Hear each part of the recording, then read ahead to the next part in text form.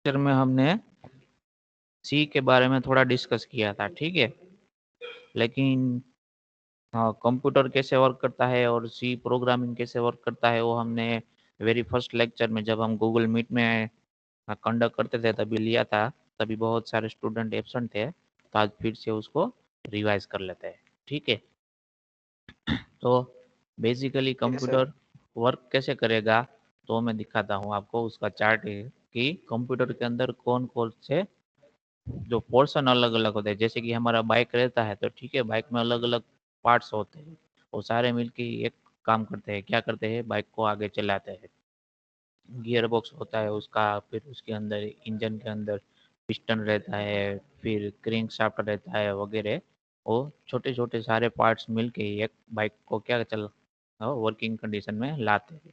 तो वैसे कंप्यूटर में जो मेजर जो छोटे छोटे पार्ट्स है वो कौन से है वो तो हम देखेंगे। तो कंप्यूटर के अंदर मेजर 3 या 4 पार्ट्स है, ठीक है। जैसे हमारे बाइक में इंजन रहता है वैसे ही यहाँ पर क्या है आपके पास, ये सेंट्रल प्रोसेसिंग यूनिट है जो कि कंप्यूटर का क्या बोलते हैं आप उसको, इंजन बोलते हैं, हार्ट बोलते हैं। अगर प्रोसेसिंग ही सीपीयू। नहीं करेगा आपका कंप्यूटर, ठीक है, तो कुछ आउटपुट ही नहीं मिलेगा। तो जो प्रोसेसिंग का यूनिट है, ठीक है, वो आपके कंप्यूटर का क्या है, हार्ट है, ऐसा आप बोल सकते हो। जैसे कि इंसान में हार्ट बंद हो जाता है तो क्या हो जाता है, इंसान काम करना बंद कर देता है।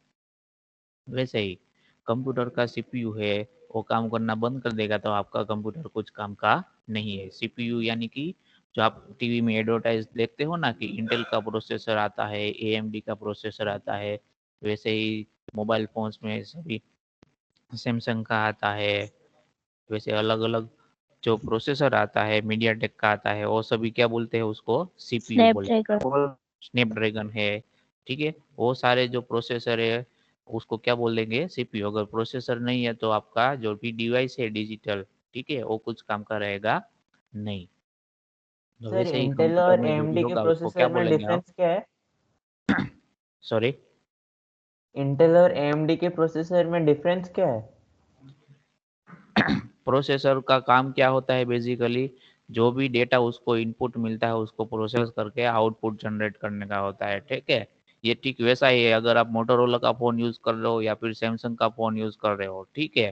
तो दोनों का अलग अलग पर्पज के लिए आप यूज कर रहे हो, लेकिन बेसिक फंक्शन का मोबाइल का की कॉल करने के लिए।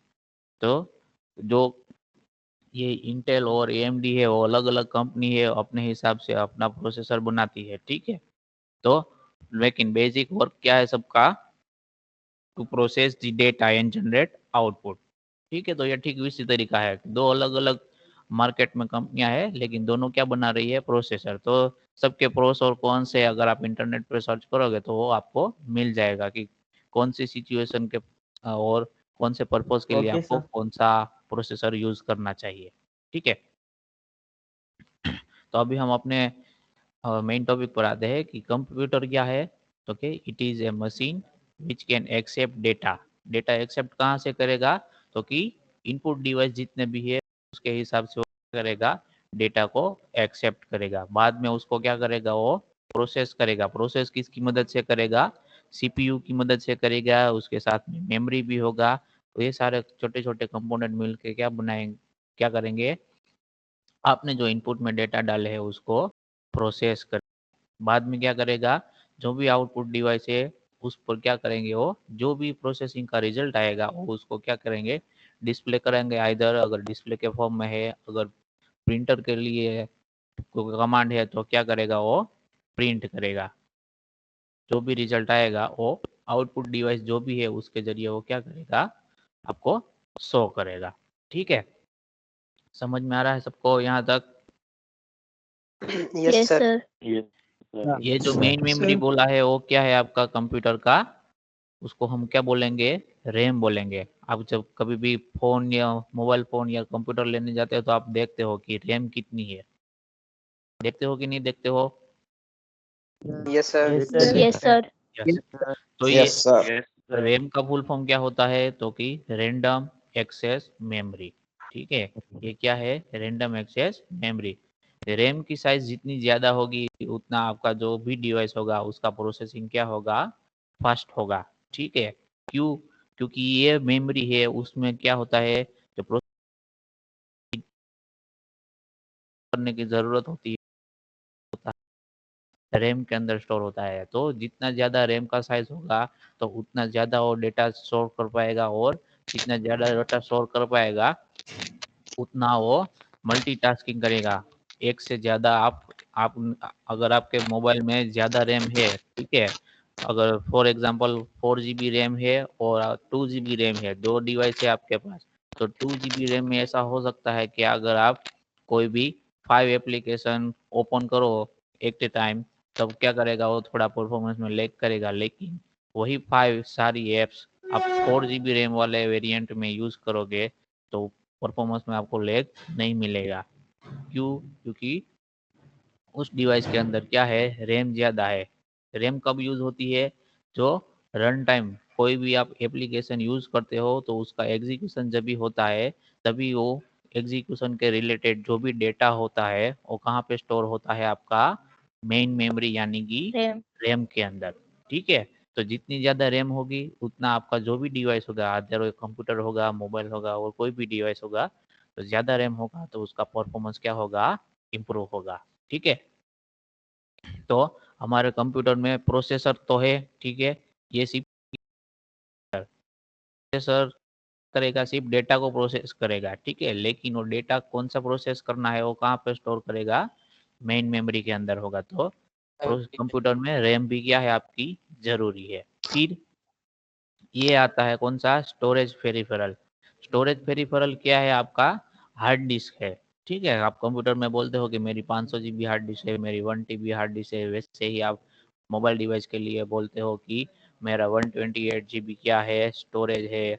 और आप मोबाइल में एक्सपांड भी कर सकते हो, अप टू 128 GB तक मेरा बच सकता है मेमोरी कार्ड है। तो वो सारी क्या बोलेंगे, आपको स्टोरेज पेरिफेरल डिवाइस बोलेंगे। ठीक है, तो आप स्टोरेज पेरिफेरल डिवाइस और मेन मेमोरी के बीच में क्या डिफरेंस रहेगा, तो कि मेन मेमोरी जो भी है आपकी, वो आपका डिवाइस पावर ऑन जब तक रहेगा तब तक उसके अंदर डेटा रहेगा। जैसे ही आपका डिवाइस टर्न ऑफ होगा तो मेन मेमोरी में जो डेटा है वो क्या हो जाएगा, लॉस हो जाएगा, यानी कि रैम के अंदर जो डेटा है वो सारा क्या हो जाएगा, लॉस हो जाएगा। और जो स्टोरेज पेरिफेरल है उसमें पावर ऑफ होने के बाद भी जब भी आप पावर ऑन करोगे तो सारा डेटा जैसा होगा वैसे का वैसा ही आपको मिलेगा। ठीक है, समझ में आ रहा है। तो ये स्टोरेज पेरिफेरल डिवाइस को दूसरा नाम टेक्निकल टर्म में क्या बोलेंगे, रोम बोलेंगे, रीड ओनली मेमोरी। ठीक है, क्या है उसका full form, read only memory. जबकि रैम का फुल फॉर्म क्या है, random access memory. Access memory. समझ में आ रहा है सबको कि कंप्यूटर में हम कौन कौन से पार्ट यस है। सर यस सर यस हाँ, किसी को डाउट था, अभी बोलो कौन सा। ROM और जरा रिपीट कर दो ना। हाँ जी, जो मतलब आपके कंप्यूटर है अगर आपके पास, ठीक है, तो उसके अंदर आपको क्या मिलेगा, हार्ड डिस्क मिलेगा। हार्ड डिस्क का साइज फॉर एग्जांपल कभी आप परचेज करने जाओगे तो उसमें लिखा होगा हार्ड डिस्क आपका क्या है, कि 500 GB हार्ड डिस्क है या फिर 1 TB हार्ड डिस्क है। ठीक है, 1 TB का मतलब क्या हुआ, 1024 GB। ठीक है, तो इस हार्ड डिस्क के अंदर आप क्या करोगे, डेटा को स्टोर कर सकते हो, जैसे कि मेन मेमोरी में स्टोर कर सकते हो। लेकिन डिफरेंस क्या है, अगर आप कंप्यूटर ऑफ करते हो, यानी कि पावर ऑफ करते हो, शट डाउन कर देते हो, उसके बाद भी आप जब कभी भी कंप्यूटर स्टार्ट करते हो तो सपोज सी ड्राइव के अंदर की यानी कि डी ड्राइव के अंदर आपने कोई पीडीएफ फाइल रखा हुआ है, ठीक है, तो वो पीडीएफ फाइल वहीं के वहीं मिलेगा जब आप उसको पावर ऑन करोगे।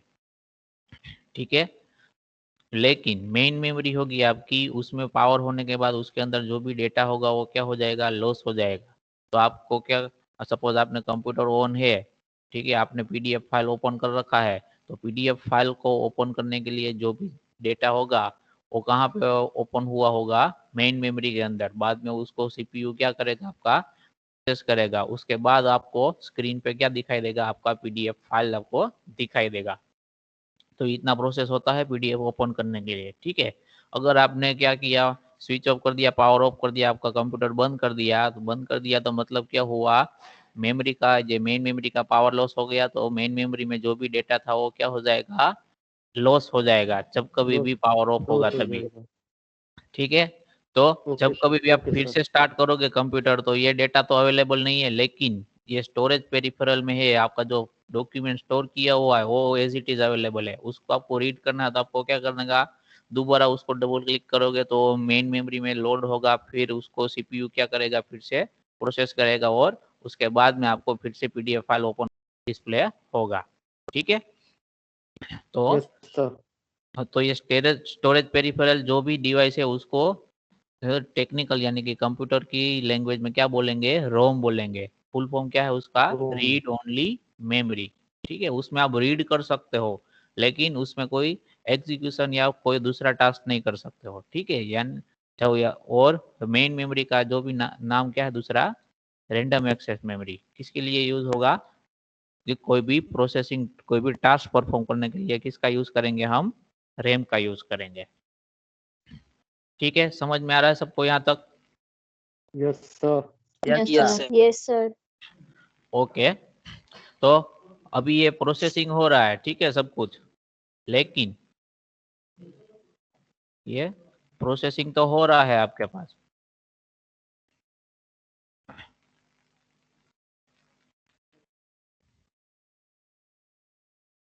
प्रोसेसिंग हो रहा है, ठीक है, लेकिन ये पोर्शन वाला है जो सेंट्रल प्रोसेसिंग है वो पोर्शन अलग है, मेन मेमोरी का पोर्शन अलग है। उन दोनों के बीच में क्या करना है, कम्युनिकेशन करना है। ठीक है, ये कम्युनिकेशन हो रहा है, तो कम्युनिकेशन कैसे होगा, तो कम्युनिकेशन के लिए सपोज दो अलग अलग पर्सन है, उसको कम्युनिकेशन करने के लिए कौन क्या यूज करेंगे, कोई भी लैंग्वेज का यूज करेंगे। ठीक है, सपोज अभी मैं आपको कम्युनिकेट कर रहा हूँ कि कंप्यूटर कैसे वर्क करता है, तो मैं कौन सी लैंग्वेज का यूज कर रहा हूँ, अभी हिंदी लैंग्वेज का यूज कर रहा हूँ। ठीक है, तो जिन लोगों को हिंदी समझ में आ रही है तो वो समझ सकते हैं कि मैं क्या आपको कहना चाहता हूँ, लेकिन कुछ ऐसे स्टूडेंट होंगे कि जिनको हिंदी समझ में नहीं आ रहा है, तो उसको पता नहीं चलेगा कि मैं यहाँ पर क्या डिस्कस कर रहा हूँ, उसको कुछ समझ में नहीं आएगा, तो वो बोलेंगे कि ये सर क्या बकवास किए जा रहे हैं। ठीक है, ऐसा लगेगा उन सबको। तो दो पर्सन के बीच में कम्युनिकेशन करना है आपको, तो दोनों जो भी कम्युनिकेशन मोड है आपका, ठीक है, अभी हमारा कम्युनिकेशन मोड हिंदी लैंग्वेज है। ठीक है, तो अगर आपको दो एंटिटीज यानी कि दो पर्सन के बीच में आपको क्या करना है, कम्युनिकेशन करवाना है, तो दोनों का कम्युनिकेशन मोड क्या होना चाहिए, सेम होना चाहिए। उसका मतलब क्या है, दोनों को क्या होना चाहिए, दोनों लैंग्वेज जो कम्युनिकेशन की लैंग्वेज हम यूज कर रहे हैं वो दोनों को क्या होना चाहिए, पता होना चाहिए कि, ठीक है, तभी क्या होगा, कम्युनिकेशन पॉसिबल होगा। समझ में आ रहा है सबको? Yes, sir.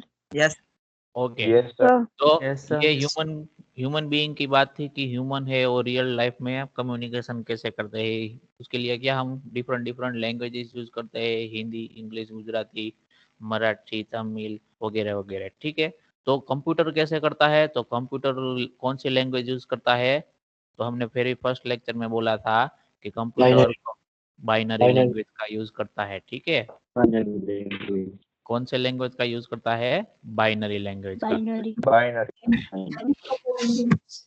तो सीपीयू और मेन मेमोरी के बीच में जो कम्युनिकेशन होगा वो कौन सी लैंग्वेज में होगा, बाइनरी लैंग्वेज के अंदर उसका क्या होगा, कम्युनिकेशन होगा। ठीक है, अब फिर से वापस लौटते हैं कि हिंदी लैंग्वेज, तो उसके अंदर हम कोई भी वर्ड बनाना चाहते हैं।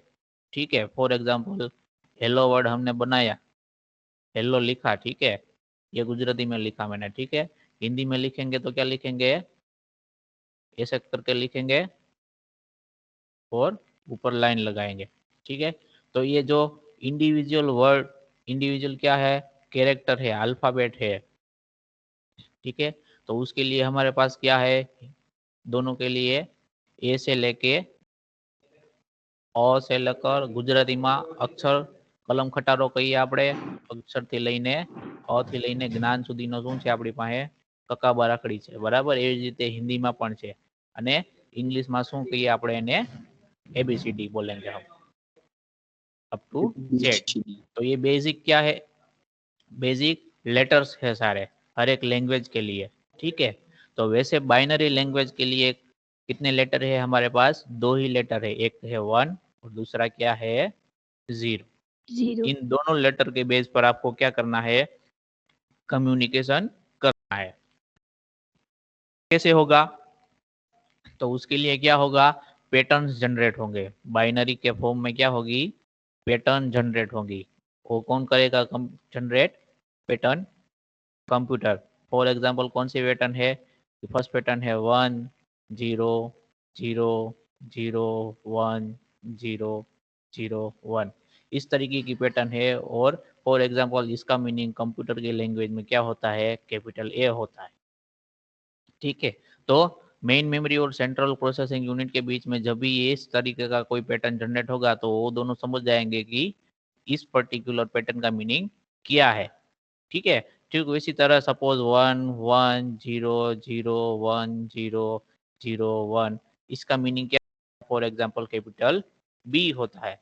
तो ये कंप्यूटर को समझ में आ जाएगा, कंप्यूटर के जो डिफरेंट डिफरेंट पार्ट्स है उसके बीच में जब कभी भी कम्युनिकेशन होगा, तो जब कभी भी कोई भी पैटर्न जनरेट होगा तो क्या हो जाएगा, कंप्यूटर उसको पता चल जाएगा कि इस पर्टिकुलर पैटर्न का मीनिंग क्या है, ठीक है। समझ में आ रहा है सबको, यस सर Yes, लेकिन sir. Okay Yes, sir. Computer को पता चल जाएगा, लेकिन जब आप इस पैटर्न को रीड करोगे तो आपको पता चलेगा कि ये पैटर्न कौन सा है। सपोज ऐसे आपको A to Z के सारे पैटर्न्स आपको दे दिए हैं, तो आप सपोज आप क्या कर सकते हो, उसको रिमेम्बर कर सकते हो, उसको याद कर सकते हो, ठीक है। लेकिन जैसे जैसे सपोज ये स्मॉल, ये कैपिटल लेटर थे ABCD के, सपोज स्मॉल लेटर है तो उसके लिए भी अलग पैटर्न होगा। फिर कोई स्पेशल कैरेक्टर सिंबल है, फॉर एग्जांपल @ तो जितने भी कीज है कीवर्ड में हम, ठीक है, तो सारे के लिए क्या होगा, अलग अलग डिफरेंट डिफरेंट क्या होगा आपके पास, पैटर्न होगा। तो नंबर ऑफ पैटर्न्स क्या हो जाएंगे, ज्यादा हो जाएंगे। तो human as a human being क्या होगा, आपको याद करने में वो क्या होगा, डिफिकल्ट होगा। सारे डिफरेंट डिफरेंट पैटर्न है, उसको याद करने में क्या होगा, आपको डिफिकल्टी होगी। तो अब आप कंप्यूटर से कम्युनिकेशन कैसे करोगे, क्योंकि कंप्यूटर है वो तो क्या कौन सी लैंग्वेज को समझता है, सिर्फ बाइनरी को। और बाइनरी के अलग अलग पैटर्न को एज ए ह्यूमन बीइंग आपको याद करना क्या हो रहा है, मुश्किल हो रहा है, ठीक है। तो उसके लिए क्या करोगे आप, फॉर एग्जांपल हम डेली रूटीन में क्या करते हैं, सपोज हमारे प्रधान है नरेंद्र मोदी, ठीक है, वो कहाँ जा रहे हैं, फ्रांस जा रहे हैं, ठीक है। इंडिया से कहाँ जा रहे हैं, फ्रांस जा रहे हैं, तो अपने पास क्या लेके जाते हैं, ट्रांसलेटर लेके जाते हैं, ठीक है। सपोज मोदी जी को इंग्लिश में पता चलता है, ठीक है, अगर फ्रांस के जो भी प्रेसिडेंट है उसको क्या है, इंग्लिश पता है, तो दोनों का कम्युनिकेशन हो जाता है, ठीक है। अगर फ्रांस के जो भी लीडर्स है उसको फ्रेंच के सिवा और कोई लैंग्वेज नहीं आती है, तो क्या करेंगे, हम ट्रांसलेटर का बीच में क्या करेंगे, यूज करेंगे, ठीक है। तो यूजिंग ट्रांसलेटर हम क्या कर सकते हैं, दो अलग अलग लैंग्वेज का जो भी कम्युनिकेशन है उसको हम एस्टैब्लिश कर सकते हैं। समझ में आ रहा है सबको, यस सर Yes, sir. हाँ। तो ठीक वैसी तरह हम क्या करेंगे, हमारा जो कंप्यूटर है कौन सी लैंग्वेज को समझता है, बाइनरी को, और हम as a human being binary language नहीं समझ सकते, तो उसके लिए हम ट्रांसलेटर का यूज करेंगे। कौन सा ट्रांसलेटर यूज करेंगे यहाँ पर, तो उस ट्रांसलेटर को क्या बोलेंगे हम, कंपाइलर बोलेंगे, ठीक है। उस ट्रांसलेटर को क्या बोलेंगे हम यहाँ पर, कंपाइलर बोलेंगे। कंपाइलर हाँ, तो कंपाइलर का वर्क क्या होगा, जो भी ट्रांसलेट हम जो प्रोग्राम कोड लिखेंगे, ठीक है, उस सारे स्टेटमेंट को क्या करेंगे, वो ट्रांसलेट करेगा, कौन से फॉर्म में, तो कि बाइनरी फॉर्म में, ठीक है, बाइनरी फॉर्म में। तो उसको हम जनरलाइज क्या बोलेंगे, मशीन लैंग्वेज में कन्वर्ट करेंगे, ठीक है। सर हाँ जी, डाउट है किसी को, बोलो। हाँ सर, वो नेटवर्क इशू की वजह से सर मैं निकल गया था, तो ये डिफरेंट लिखा हुआ ना, वहां से थोड़ा समझा दोगे क्या? वो आप वीडियो लेक्चर जो होगा वहां से समझ लेना, ठीक है। अभी आप आगे देखो, कंपाइलर से देखो, ठीक है। एक्चुअली वो मुझे भी याद नहीं रहता कि डिफरेंट लिखने के टाइम पे मैंने क्या बोला था। Okay sir. ठीक है, तो कंपाइलर का हम क्या करेंगे, यूज करेंगे किसके लिए, to communicate between human and machine. ठीक है, उसको क्या बोलेंगे हम, ये जो हमारा कंप्यूटर है उसको हम ये क्या बोलेंगे, वन टाइप ऑफ मशीन बोलेंगे। ठीक है, तो उन दोनों के बीच में जो कम्युनिकेशन होगा वो किसके जरिए होगा, हमारे कंपाइलर के जरिए होगा। समझ में आ रहा है सबको? Yes, sir. Yes sir. sir, Yes, sir. Okay, yes. तो अभी हम जो हमारी जनरल लैंग्वेज है, ये हिंदी है, इंग्लिश है और गुजराती है। ठीक है, उनमें जो भी वर्ड हम लिखते हैं, ठीक है, उसको हम क्या बोलेंगे, वर्ड बोलते हैं। ठीक उसी तरह हमारे पास इन दोनों के लिए, यानी कि हमारा जो प्रोग्राम है वो हम कौन सी लैंग्वेज में लिखेंगे, सी लैंग्वेज में लिखेंगे। लैंग्वेज। प्रोग्राम कौन सी लैंग्वेज में लिखेंगे, सी लैंग्वेज में लिखेंगे। ठीक है, ये किसके लिए सी लैंग्वेज बनाई गई है, तो कि जो ह्यूमन है वो क्या कर सके, मशीन के साथ क्या कर सके, इंटरेक्शन कर सके, उसके लिए। ठीक है, तो हम प्रोग्राम कोड लिखेंगे वो कौन से फॉर्म में लिखेंगे, ह्यूमन फॉर्म में लिखेंगे with some of the rules. ठीक है, कैसे रूल्स, तो कि हम एबीसीडी में जो भी सेंटेंस लिखते हैं, इंग्लिश में जो भी सेंटेंस लिखते हैं, तो हर एक सेंटेंस लिखने के लिए क्या है, अलग अलग रूल्स है। Suppose A E I O U सारे वोवल्स है, ठीक है, उसके आगे हम क्या लिखते हैं, एन लिखते हैं। ठीक है, अगर आप एलिफेंट लिखता है तो आप क्या लिखना है, आपको एन एलिफेंट ऐसे लिखना है। तो ये सारे कुछ क्या है आपके पास, रूल्स डिफाइन किए हुए हैं इंग्लिश लैंग्वेज के लिए। तो ठीक वैसे ही क्या किए गए हैं, कुछ रूल्स डिफाइन किए गए हैं कि आपको सी लैंग्वेज में सेंटेंस कैसे लिखना है। तो उन सारे रूल्स का यूज करके हम क्या करेंगे, प्रोग्राम कोड बनाएंगे। ठीक है, बाद में ये जो सी लैंग्वेज में का जो प्रोग्राम कोड होगा वो क्या करेगा, आपका कंपाइलर क्या हो करेगा, मशीन लैंग्वेज में उसको कन्वर्ट करेगा। मशीन लैंग्वेज में कन्वर्ट हो जाने के बाद क्या होगा, अब ये आपके सीपीयू के द्वारा क्या है, रीडेबल है। ठीक है, वो उसको समझ सकता है। एक बार आपने प्रोग्राम को मशीन लैंग्वेज में कन्वर्ट कर दिया तो आपको क्या करेगा, जो आपका जो सीपीयू है उसको प्रोसेस करेगा, और जो भी आपका कोड लिखा होगा उसके अकॉर्डिंग जो भी रिजल्ट जनरेट होगा वो आपको आउटपुट डिवाइस जो भी होगा उसमें वो शो करेगा। समझ में आ रहा है सबको? Yes, sir. Yes sir. Okay, तो सी लैंग्वेज में हम क्या करेंगे, हमारा प्रोग्राम कोड लिखेंगे। ठीक है, तो इंग्लिश लैंग्वेज में जैसे हम ये मशीन को एक क्या बोलेंगे, वर्ड बोल सकते हैं। ठीक उसी तरह एलिफेंट को हम वर्ड बोल सकते हैं। ठीक है, तो सी लैंग्वेज में जो भी हम यूज करेंगे लेटर्स और ग्रुप ऑफ लेटर्स, उसको क्या बोलेंगे, हम टोकन बोलेंगे। क्या बोलेंगे, उसको हम टोकन बोलेंगे। ठीक है, समटाइम्स हम बोलते हैं सी टोकन, क्योंकि ये सी लैंग्वेज के लिए स्पेसिफिकली डिजाइन किए गए हुए और उसके लिए यूज होते हैं। तो इसको क्या बोलते हैं, हम सी टोकन भी बोलते हैं। सारा सबको? Yes Yes, sir. sir, yes. Okay, तो ये टोकन से कितने कितने टाइप के हैं वो भी हम देखेंगे। ठीक है, उससे पहले हम ले लेते हैं कि कैरेक्टर सेट। उसके लिए तो पीपीटी है, तो हम पीपीटी भी जंप करते हैं। ठीक है,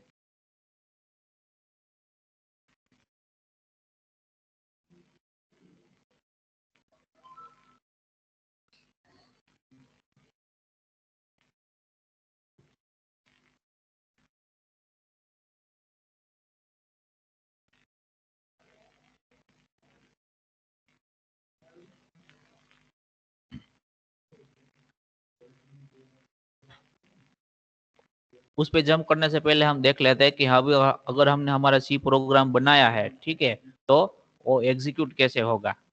जो हमने डिस्कस किया कि हम सी प्रोग्राम लिखेंगे, बाद में कंपाइलर उसको क्या करेगा, प्रोसेस करेगा, फिर उसको प्रोसेसिंग जो भी हमारा सीपीयू है वो क्या करेगा, प्रोसेस करेगा, और उसके बाद हमें क्या मिलेगा, आउटपुट मिलेगा। ठीक है, तो शुरुआत से स्टार्ट करते हैं कि अगर आपके पास सी प्रोग्राम है तो आप उसको कैसे लिखोगे। तो सी प्रोग्राम लिखने के लिए आप किसका यूज करोगे, सपोज कोई भी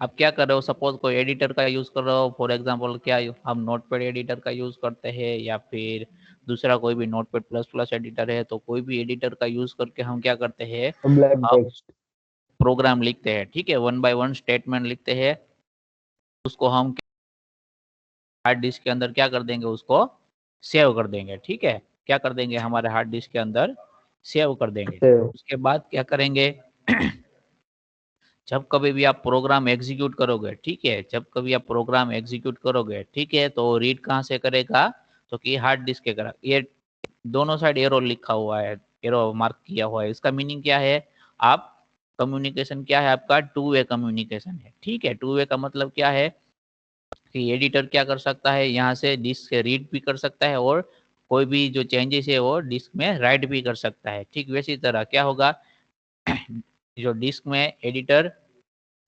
राइट भी कर सकता है और रीड भी कर सकता है, तो ये 2 वे कम्युनिकेशन है। तो ठीक, तो आपको उस तरीके से देखना है। तो फिर क्या होगा, प्रोसेसर होगा, जब कभी भी आप प्रोग्राम को एग्जीक्यूट करोगे तो यहाँ क्या लिखा हुआ है, प्री प्रोसेसर लिखा हुआ है। ठीक है, प्री प्रोसेसर का मतलब क्या हुआ कि अभी आपकी क्या है, जो एक्चुअल जो प्रोसेसिंग है उसको स्टार्ट करने से पहले और कुछ प्रोसेस है, वो कौन सी प्रोसेस है, सपोज क्या है कि आपका जो प्रोग्राम है वो मेन मेमोरी में कहाँ जा रहा है, रीड होके जा रहा है। ठीक है, तो उसको क्या बोलेंगे हम, फॉर एग्जांपल प्री प्रोसेसर बोलेंगे। तो भी वो टास्क परफॉर्म होगा। बाद में क्या होगा, आपका जो भी कोड है, ठीक है, जो आपने लिखा हुआ है फाइल के अंदर, वो क्या होगा, कंपाइलर होगा। कंपाइलर के द्वारा क्या होगा, रीड करेगा पहले तो कंपाइलर। ठीक है, रीड करने के बाद क्या करेगा वो, compiler creates object code and store it into disk. तो कंपाइलर का वर्क क्या था, अभी हमने देखा उसमें,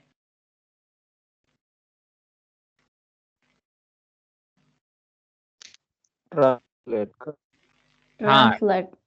एज ए ट्रांसलेटर वर्क करेगा। ठीक है, जो भी हमने कोड लिखा हुआ है हमारा सी लैंग्वेज में, उसको कन्वर्ट करेगा कौन सी लैंग्वेज में, मशीन लैंग्वेज में कन्वर्ट करेगा, और नया फाइल जनरेट करेगा, और क्या करेगा, उसको फिर से डिस्क के अंदर क्या कर देगा, स्टोर कर देगा।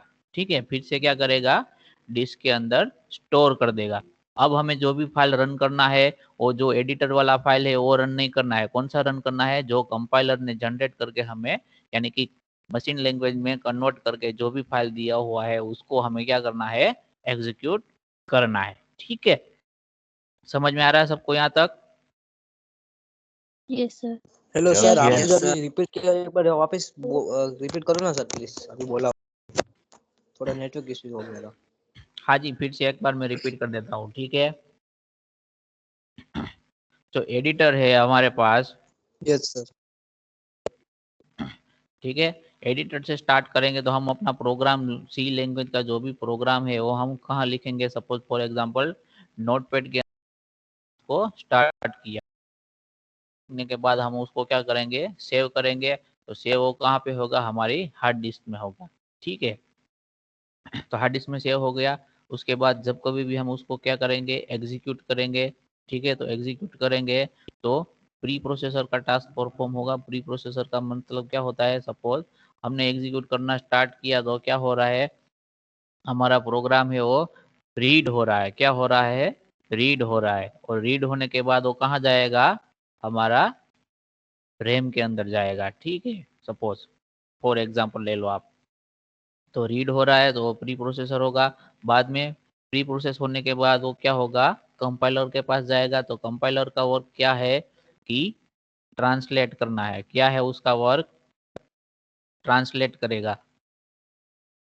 ठीक है, ट्रांसलेट किससे करे, किस में करेगा, जो हमारा ह्यूमन रीडेबल फॉर्म में हमने सी लैंग्वेज में प्रोग्राम लिखा है उसमें से वो कौन सी लैंग्वेज में कन्वर्ट करेगा, जो कि हमारा कंप्यूटर मशीन उसको मशीन लैंग्वेज में उसको कन्वर्ट करेगा और नया फाइल जनरेट करेगा और उस नए फाइल को उसमें क्या करेगा, स्टोर करेगा। कहाँ पे स्टोर करेगा, तो कि फिर से हार्ड डिस्क के अंदर स्टोर करेगा। ठीक है, अब हमें आगे प्रोग्राम को एग्जीक्यूट करने के लिए कौन सी फाइल का यूज करना है। सपोज यहाँ पर ले लो हमारा जो भी कोड लिखा हुआ था, ठीक है, हम सी प्रोग्राम में जो भी फाइल जनरेट करेंगे उसको कौन से नाम से सेव करेंगे, डॉट सी पीछे लगाए। जैसे पीडीएफ में डॉट पीडीएफ लगता है पीछे, टेक्स्ट में क्या लगता है, डॉट टीएक्सटी लगता है, वैसे सी प्रोग्राम के हर एक फाइल में हम पीछे कौन सा इसको क्या बोलते हैं, एक्सटेंशन बोलते हैं। ठीक है, क्या बोलेंगे, एक्सटेंशन। तो उसको कैसे सेव करना है आपको, सपोज ये आपका फाइल का नाम है तो डॉट सी करके आपको उसको क्या करना है, सेव करना है। ठीक है, समझ में आया सबको कैसे सेव करना है। बाद में यस सर। उसके बाद क्या होगा, कंपाइलर इसको a डॉट सी आपकी जो फाइल है उसको कंपाइल करेगा तो वो क्या जनरेट करेगा, नया फाइल जनरेट करेगा। ठीक है, कंपाइलर क्या करेगा, यहाँ पर नया फाइल जनरेट करेगा। ठीक है, वो फॉर एग्जांपल क्या है, a डॉट आउट या फिर a डॉट ओ। ठीक है, ये वाला फाइल जनरेट होता है यहाँ पर। अब हमें कौन सी फाइल का इस्तेमाल करना है, ये जो कंपाइलर के प्रोसेसिंग के बाद जो नया फाइल जनरेट हुआ है उसको हमें आगे प्रोग्राम एग्जीक्यूशन में यूज करना है। ठीक है, तो नेक्स्ट पोर्शन क्या आ रहा है, लिंकर। जब भी आप ये कंपाइलर से जनरेट हुई फाइल को एग्जीक्यूट करोगे डिस्क में से, तो ठीक है, लिंकर का पोर्शन होगा। लिंकर में क्या होगा, तो कि linker links the object code with the library. Suppose हमने हमारे प्रोग्राम के अंदर लाइब्रेरीज जो भी अवेलेबल है सी लैंग्वेज के लिए वो उसका यूज किया है, तो वो क्या करेगा, उसके साथ लिंक करेगा। फॉर एग्जांपल हमने लास्ट लेक्चर में हमारा फर्स्ट प्रोग्राम एग्जीक्यूट किया था तो हमने कौन सी लाइब्रेरी यूज की थी, इसमें stdio.h लाइब्रेरी यूज की हुई थी। ठीक है, तो लिंकर क्या करेगा, जो भी प्रोग्राम के अंदर लाइब्रेरी लिखी हुई है उन सबको क्या करेगा, लिंक करेगा। किसके साथ, कि हमारा जो ये वन टाइप ऑफ क्या करेगा, एनवायरनमेंट क्रिएट करेगा हमारे प्रोग्राम के एग्जीक्यूशन के लिए। ठीक है, तो जब कभी भी प्रोग्राम में इस पर्टिकुलर जो भी पर्टिकुलर लाइब्रेरी से फंक्शन यूज होगा तो वो रेडीली अवेलेबल होगा, एनवायरनमेंट ऑलरेडी क्रिएट किया हुआ होगा तो डायरेक्टली वहां से क्या करेगा, एक्सेस करेगा।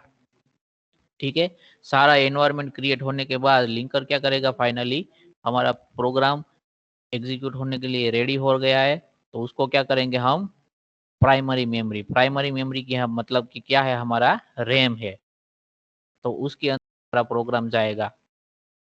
ठीक है, तो जब कभी भी प्रोग्राम रैम के अंदर जाएगा तो उसके साथ क्या होगा, सारी लाइब्रेरी होगी जो हमने लिखी हुई है प्रोग्राम के अंदर वो होगा। फिर जो भी हमने प्रोग्राम कोड लिखा होगा वो मशीन लैंग्वेज में कन्वर्ट होके कहाँ जाएगा, मेन मेमोरी के अंदर जाएगा। उसको क्या बोलेंगे हम, लोडर पोर्शन बोलेंगे। ठीक है, तो लोडर में क्या होगा, तो यहाँ पर लिखा है loader puts program in memory. यहाँ पर मेमोरी का मतलब क्या है, मेन मेमोरी है जो कि हमारा रैम है उसके अंदर जाएगा। ठीक है, समझ में आ रहा है सबको। यहाँ पर ये 1 बाय 1 ऐसे रो टाइप क्रिएट किया हुआ है, वो क्यों है, क्योंकि ऐसा हो सकता है कि मेन मेमोरी में क्या है, बहुत सारे प्रोग्राम है वो क्या कर रहे हैं, अपने एग्जीक्यूशन के लिए वेट कर रहे हैं। ठीक है, तो जब कभी भी आपका प्रोग्राम एग्जीक्यूशन के लिए रेडी होगा तो वो क्या होगा, जो हमारी क्यू है उसके पीछे हो क्या होगा, कतार में लग जाएगा। जब जब भी इसका टर्न आएगा तो वो क्या हो जाएगा, एग्जीक्यूट हो जाएगा। ठीक है, तो इस तरीके से आपका प्रोग्राम एग्जीक्यूट होता है। लेकिन जब हम प्रोग्राम एग्जीक्यूट करेंगे तो हमें ये जो कतार है उसमें बहुत सारे प्रोग्राम होने के बाद भी हमें ये पता नहीं चलता है कि हमारा प्रोग्राम का जो एग्जीक्यूशन है वो डिले हुआ है, क्योंकि ये जो प्रोसेसिंग है उतना फास्ट होता है कि हम जब कभी भी प्रोग्राम रन करते हैं तो हमें क्या मिलता है, इमीडिएट उसका रिजल्ट मिल जाता है।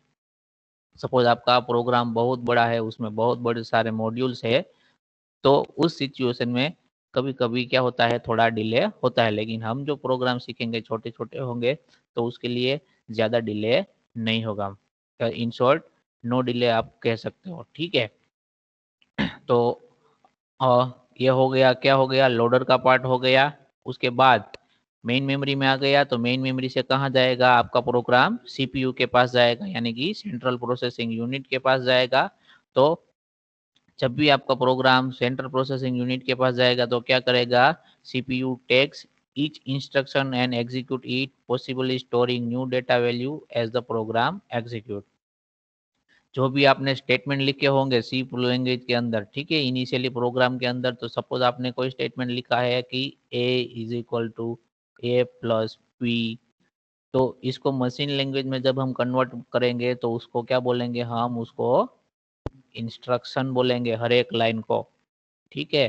तो सी प्रोग्राम के अंदर जितनी भी स्टेटमेंट लिखी हुई है वो मशीन लैंग्वेज में कन्वर्ट होने के बाद उसको हम क्या बोलेंगे, इंस्ट्रक्शन, ठीक है। क्योंकि हमने वो किसके लिए लिखी है, हमने वो लिखी है कि हमारा जो मशीन है वो हमारी जो भी लाइन लिखी है, कोड लिखा हुआ है, उसको एक इंस्ट्रक्शन के फॉर्म में कंसीडर करे, ताकि वो हमें क्या करे, हम उसको ऑर्डर दे रहे हैं, ठीक है, इंस्ट्रक्शन दे रहे हैं कि आपको क्या करना है, ए और बी का एडिशन करके वापस जो भी आंसर आता है उसको कहाँ पे स्टोर करना है, तो कि ए के अंदर।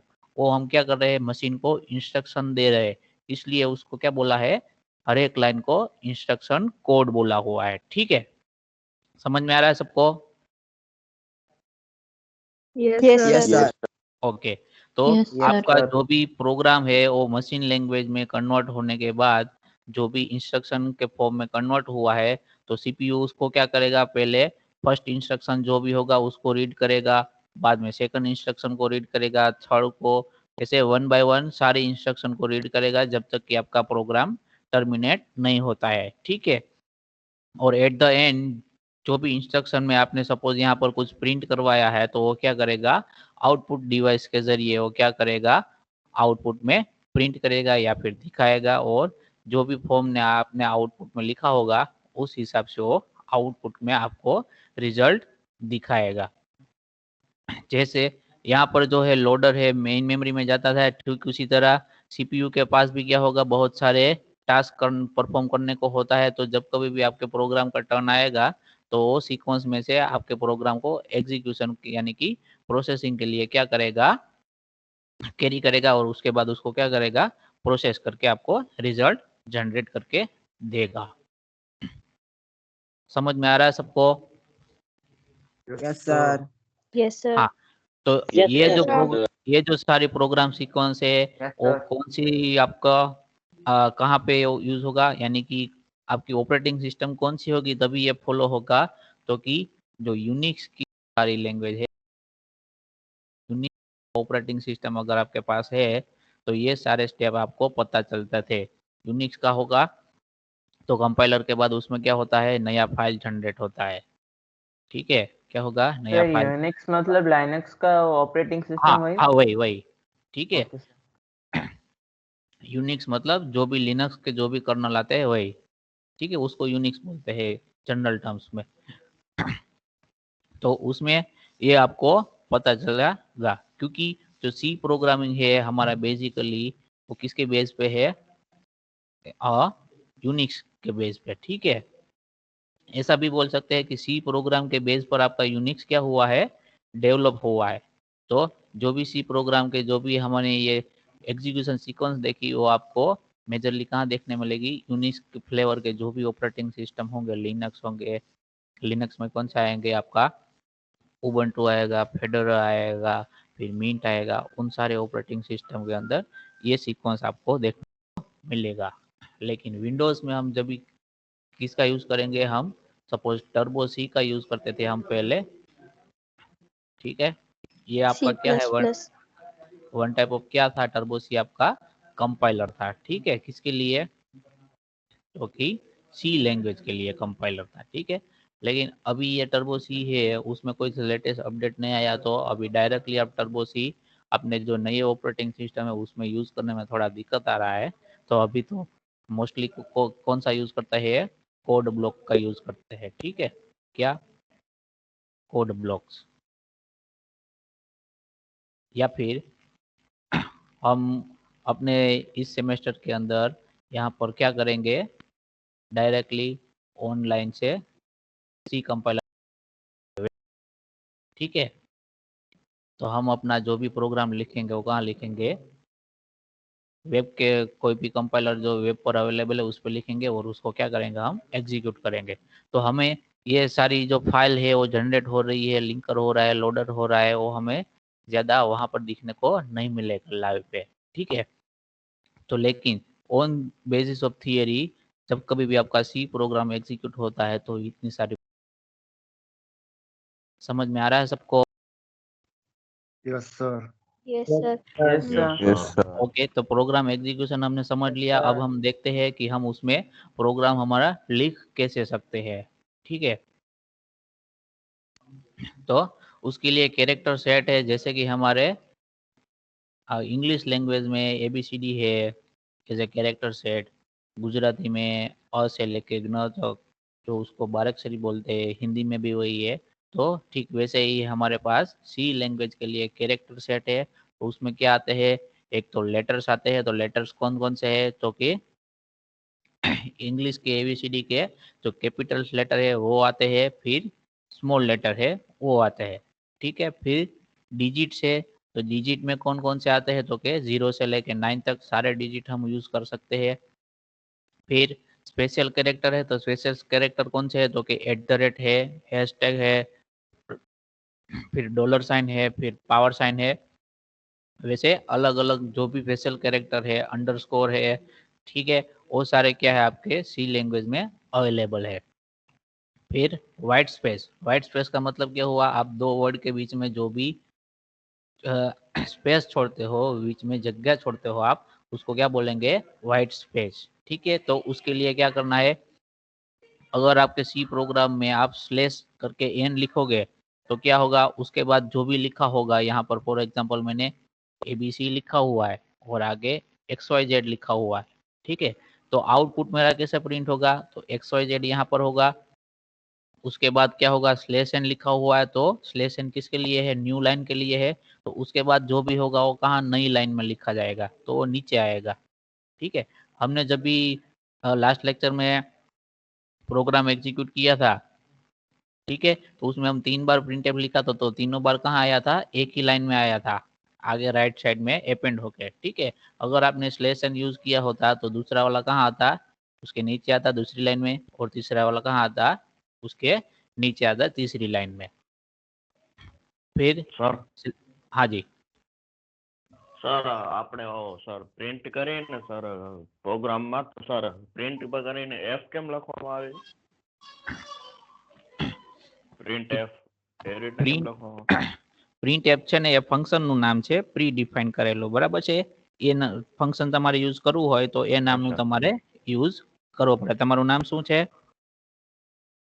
દેવ। દેવ છે તમારું નામ, બરાબર। હવે સપોઝ મારે તમારું કામ, મારે તમને દેવ કહીને જ બોલાવવું પડે, બીજું એ કરીને બોલાવું તો કોઈ જવાબ આપે? 4-5 જણા ભેગા ઉભા હોય એમાંથી કોણ જવાબ આપે, ન ખબર પડે ને, હા સર। બરાબર। તો આપણે ફંક્શન જે પણ યુઝ કરવો છે તો એમાં અગાઉથી જે નામ નક્કી થયેલા છે એ જ નામનો યુઝ કરવાનો, અધરવાઇઝ આપણે એનો યુઝ કરી શકીએ નહીં। જેવી રીતે મારે તમારું કામ હોય તો મારે તમારા નામથી તમને બોલાવવા પડે, નહીતર મારું કામ થાય नहीं। तो एना जेवी बात छे, बराबर। Okay thank you. ओके, तो उसके बाद हम देखेंगे कौन सा, /t।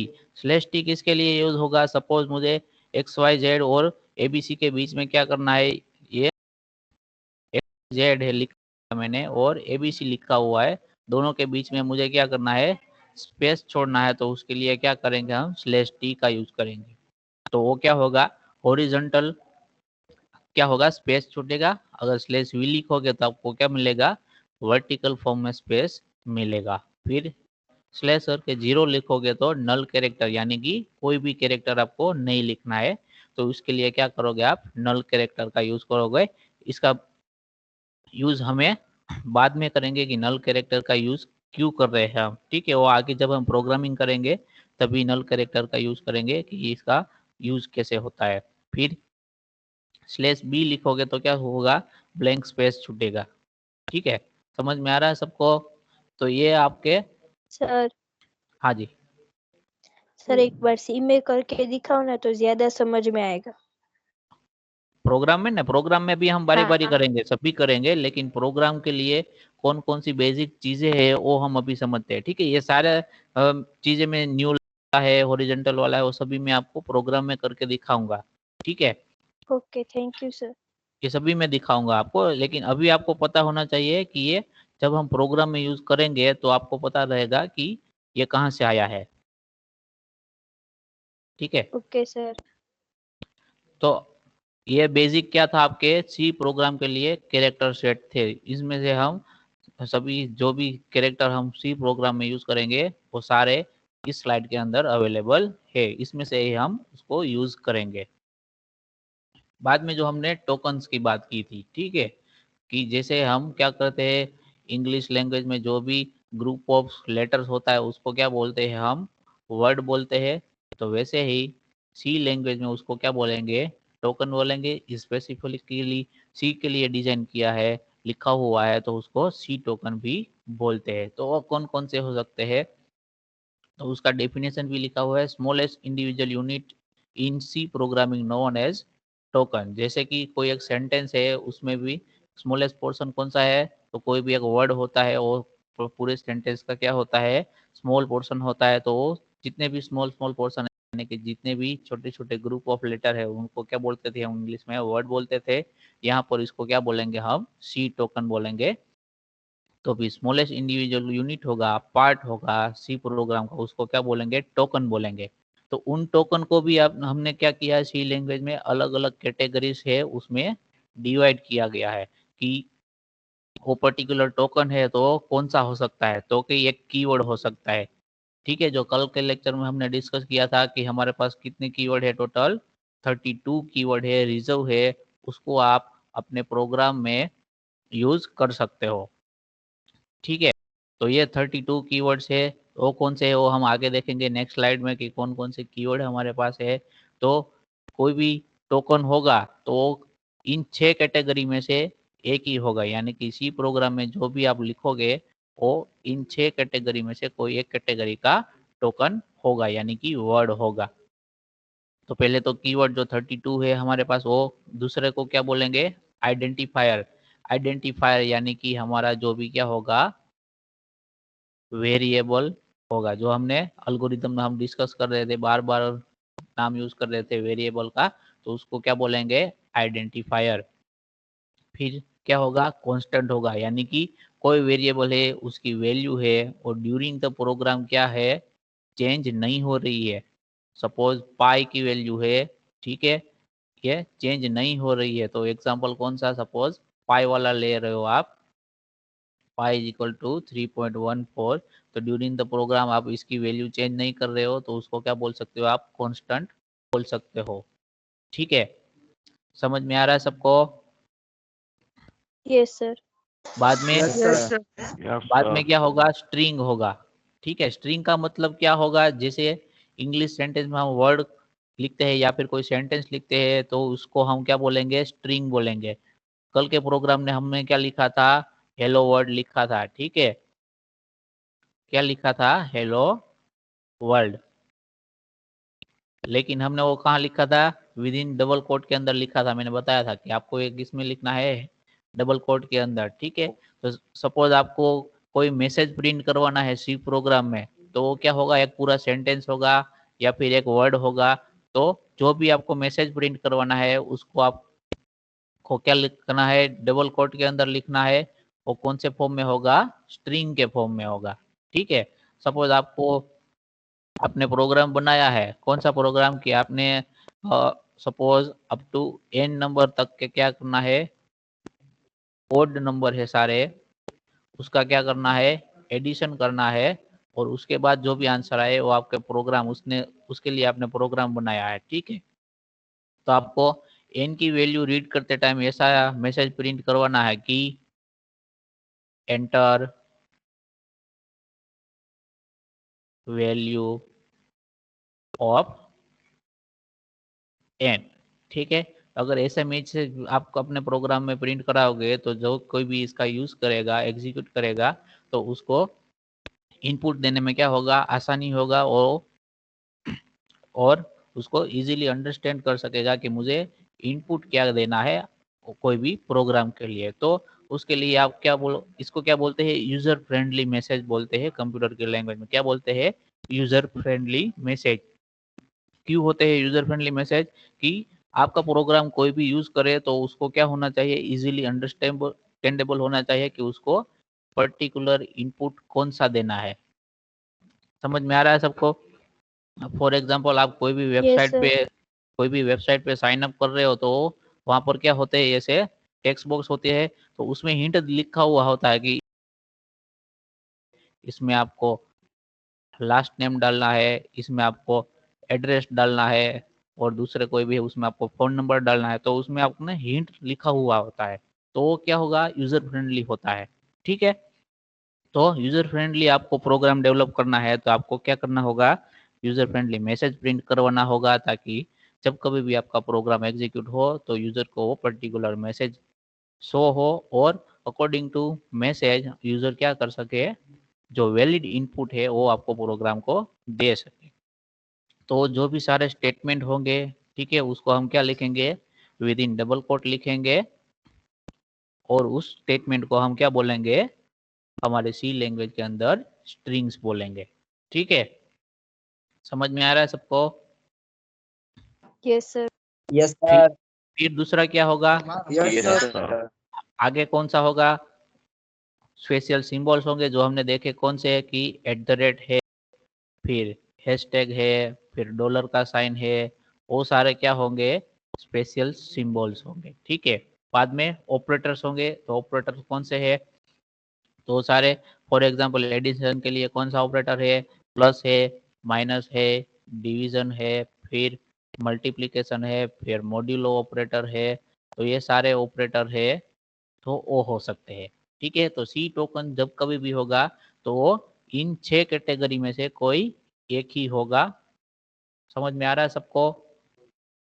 Yes, sir. Yes sir.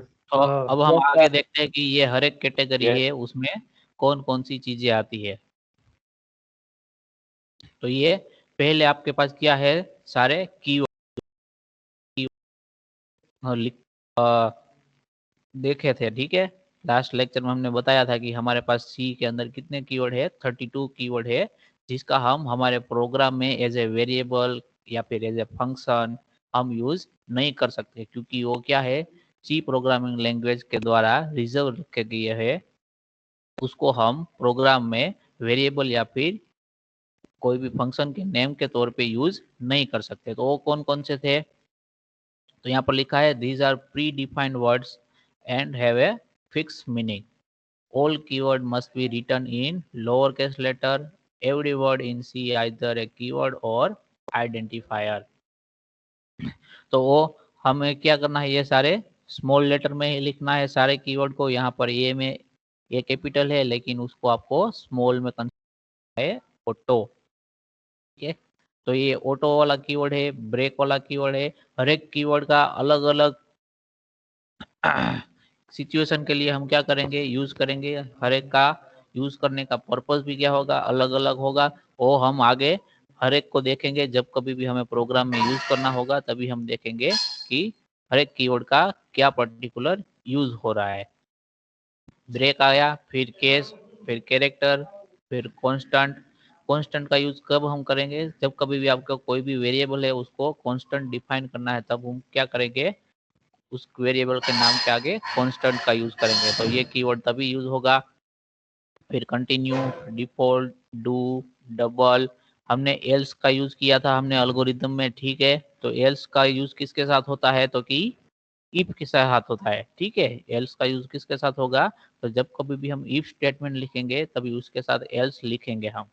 ठीक है, लिखेंगे का मतलब है ये कंपलसरी नहीं है, अगर आपको जरूर है तो ही लिखना है। ठीक है, बाद में इनम है, ओबी कीवर्ड है, फिर एक्सटर्न ओबी कीवर्ड है, फ्लोट है, फिर फॉर है, फिर गोटू का भी हमने क्या किया था, हमारे एल्गोरिथम में यूज किया था। तो वो भी क्या है, हमारे सी लैंग्वेज के अंदर एक कीवर्ड है। फिर इफ है, तो इफ कीवर्ड है तो उसको हम वेरिएबल के नाम पे नहीं बता सकते। ठीक है, इफ नाम का वेरिएबल हम हमारे प्रोग्राम के अंदर यूज नहीं कर सकते, क्योंकि वो क्या है, रिजर्व कीवर्ड है।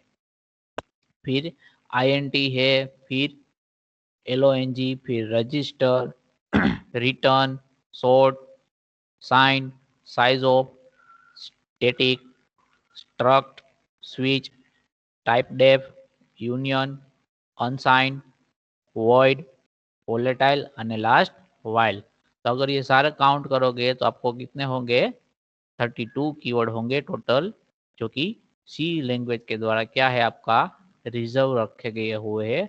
उसको आप अपने प्रोग्राम में एज ए वेरिएबल यूज नहीं कर सकते। समझ में आ रहा है सबको? Yes, sir. Yes, sir. Yes, sir. Okay, तो जब हम जैसे जैसे आगे आगे प्रोग्रामिंग करेंगे सीखेंगे, ठीक है, तो ये सारे कीवर्ड है आपको ऑटोमेटिकली क्या हो जाएगा, याद हो जाएगा। तो आपको उसको अलग से याद करने की अभी जरूरत नहीं है, ठीक है। अभी आपको इतना ध्यान रखना है कि सी प्रोग्राम में कितने कीवर्ड है, तो कि 32। कौन कौन से है वो हम जैसे जैसे प्रोग्रामिंग सीखेंगे तो आपको जैसे जैसे प्रोग्रामिंग का एक्सपीरियंस होगा तो आपको खुद से खुद पता चल जाएगा कि आपका ये कीवर्ड है जिसका हमें यूज करना है। आगे देखते हैं कि आइडेंटिफायर। आइडेंटिफायर यानी कि हमारा जो भी वेरिएबल है, ठीक है, वेरिएबल का नाम देंगे उसको क्या बोलेंगे? आइडेंटिफायर। इससे नाम में भी आपने लिखा है क्या है कि वो क्या कर सकता है, कोई भी वेरिएबल की आइडेंटिटी दिखाएगा, इसीलिए उसका नाम क्या दिया हुआ है? आइडेंटिफायर। तो आइडेंटिफायर किस किस को रिफर कर सकता है? तो कि identifier refers to the name of variable. कोई वेरिएबल है उसके नाम को रिफर करेगा, या फिर कोई फंक्शन है उसके नाम को रिफर करेगा। कल जो हमने प्रोग्राम बनाया था उसमें हमने फंक्शन लिखा था ऐसे मेन करके, ठीक है, मेन करके ऐसे फंक्शन लिखा हुआ था। तो इस फंक्शन का नाम क्या था? मेन था। तो वहां पर आइडेंटिफायर किसको रिफर करता है? मेन को। वैसे ही हमने a इज इक्वल टू हमने सपोज 10 किया हुआ है, तो यहाँ पर a क्या है? हमारा वेरिएबल है। तो इस टाइम आइडेंटिफायर किसको बोलेंगे हम? इस स्टेटमेंट के अंदर a को। इस स्टेटमेंट में आइडेंटिफायर क्या है? हमारा मेन था। ठीक वैसे ही क्या आएगा आपका? हमारा जो लास्ट चैप्टर है वो क्या है? एरे का है। तो एरे भी एक टाइप का क्या है? वेरिएबल ही है, लेकिन उसमें एक से वैल्यू स्टोर कर सकते हो। अभी हमने जो वेरिएबल देखा उसमें हम क्या कर सकते हैं? कोई एक ही वैल्यू को स्टोर कर सकते हैं, लेकिन एरे का कोई एक वेरिएबल सपोज ए है तो उसमें आप क्या कर सकते हो? एक से ज्यादा वैल्यू को स्टोर करवा सकते हो। कैसे करेंगे वो हम बाद में जब भी चैप्टर आएगा तभी देखेंगे। अभी आप इतना समझ लो कि एरे में क्या होता है, एक वेरिएबल के अंदर एक से ज्यादा वैल्यू स्टोर कर सकते हो। समझ में आ रहा है सबको? Yes, sir. Yes, sir. Okay, तो आइडेंटिफायर क्या होगा? वो रिफर करेगा किस, या फिर वेरिएबल नेम को, फंक्शन नेम को, या फिर एरे के नेम को रिफर करेगा। तो आइडेंटिफायर आप लिख कैसे सकते हो, उसमें कौन कौन सी चीजें अलाउ है? तो क्या आप यहाँ पर लिखा हुआ है कि आइडेंटिफायर आप लिख रहे हो, यानी कि कोई भी वेरिएबल का नाम बना रहे हो, तो उसके अंदर आप अपर केस लेटर यानी कि कैपिटल ABCD में से कोई भी लेटर ले सकते हो। सपोज मैंने लिया X, ठीक है, तो ये वैलिड है।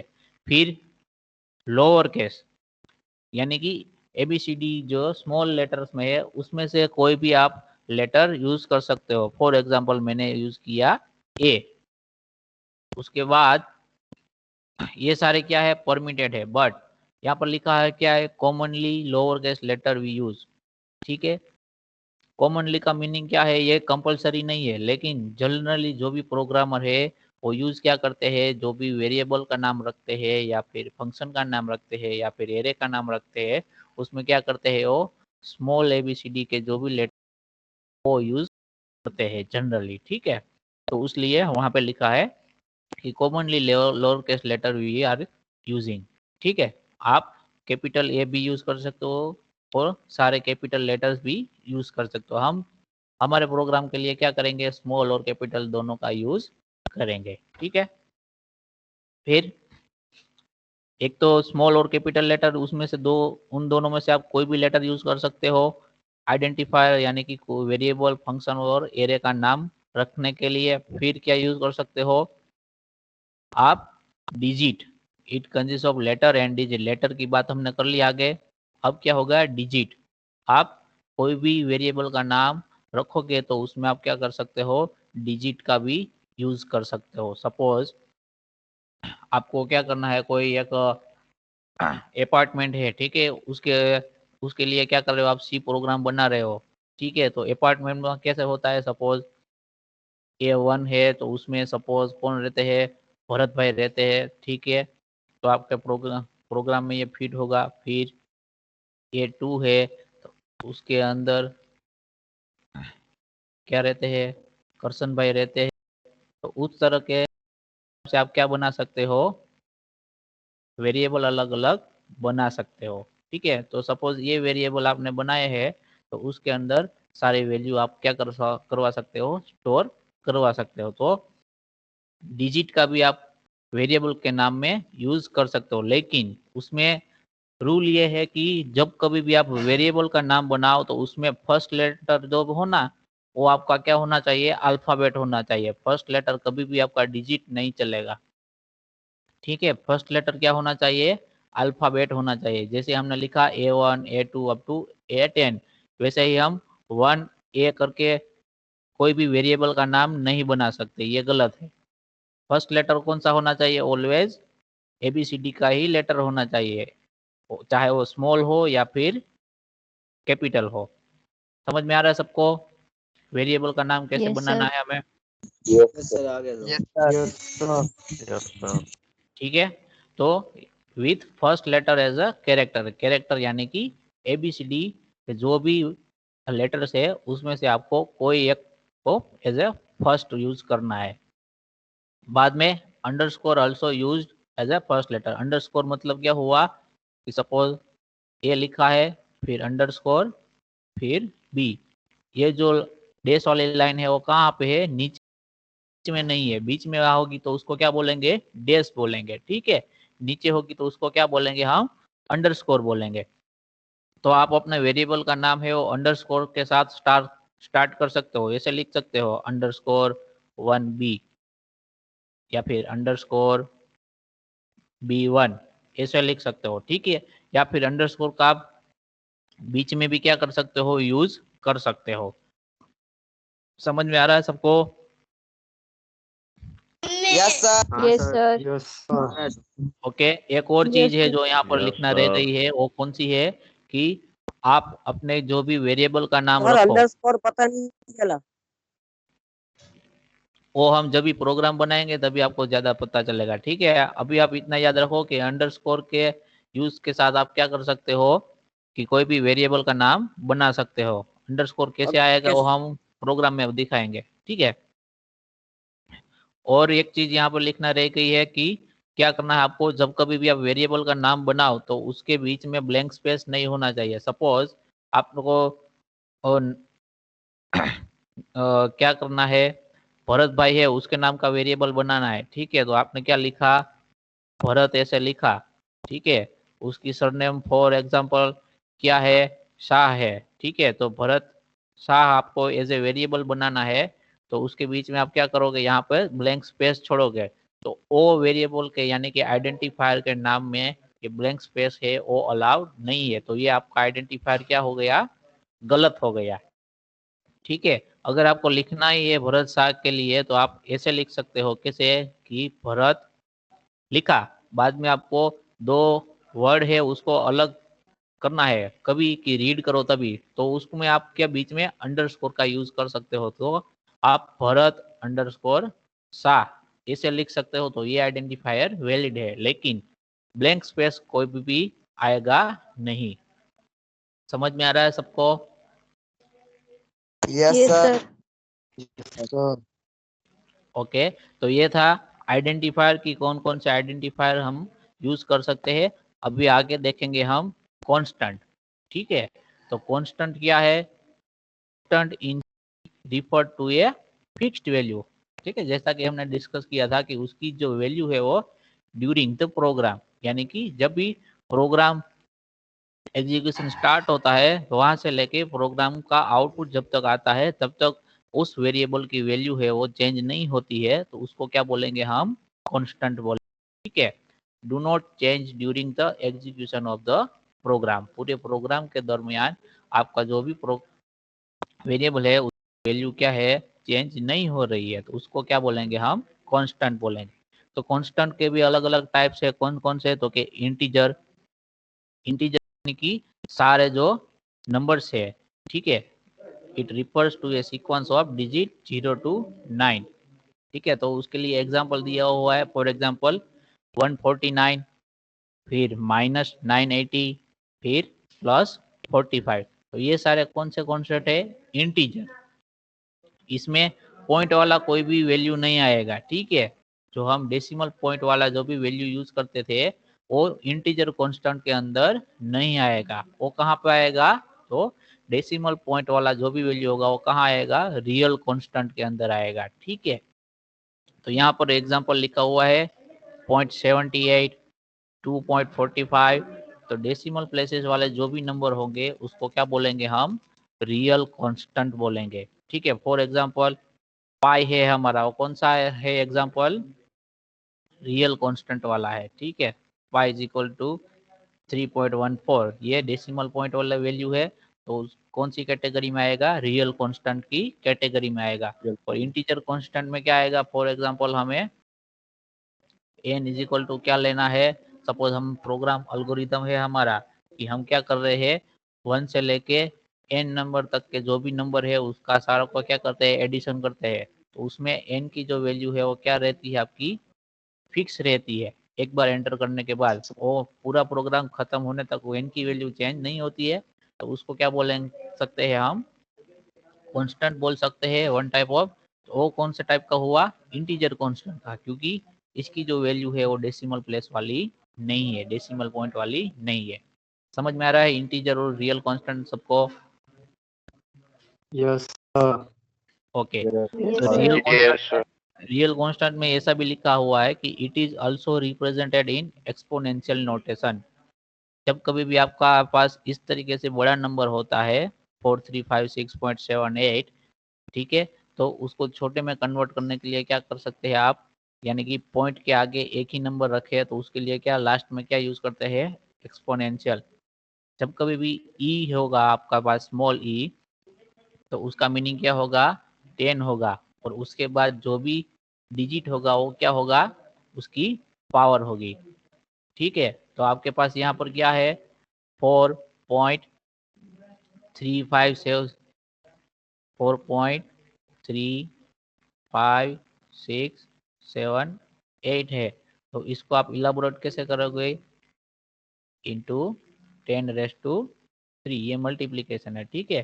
तो इसका जब कभी भी आंसर निकालोगे तो इसको 1000 से मल्टीप्लाई करोगे तो आपका पॉइंट कहाँ पर आ जाएगा, 6 के बाद आ जाएगा, तो आपको एक्चुअल वैल्यू हो क्या होगी, मिलेगी, ठीक है। तो आप एक्सपोनेंशियल फॉर्म में भी इसको रिप्रेजेंट कर सकते हो, ठीक है। अगर यहाँ पर -3 लिखा होता तो क्या होगा, 10⁻3, तो आपको क्या करना था, इसको 3 से यानी कि 1000 से क्या करना था, डिवाइड करना था, तो भी आपको डिजायर्ड आंसर मिल जाता। लेकिन यहाँ पर +3 है तो हमें 1000 से मल्टीप्लाई करना है, ठीक है। उसके बाद है सिंगल कैरेक्टर कांस्टेंट। तो क्या होगा, it contains a character enclose with in a pair of single quote.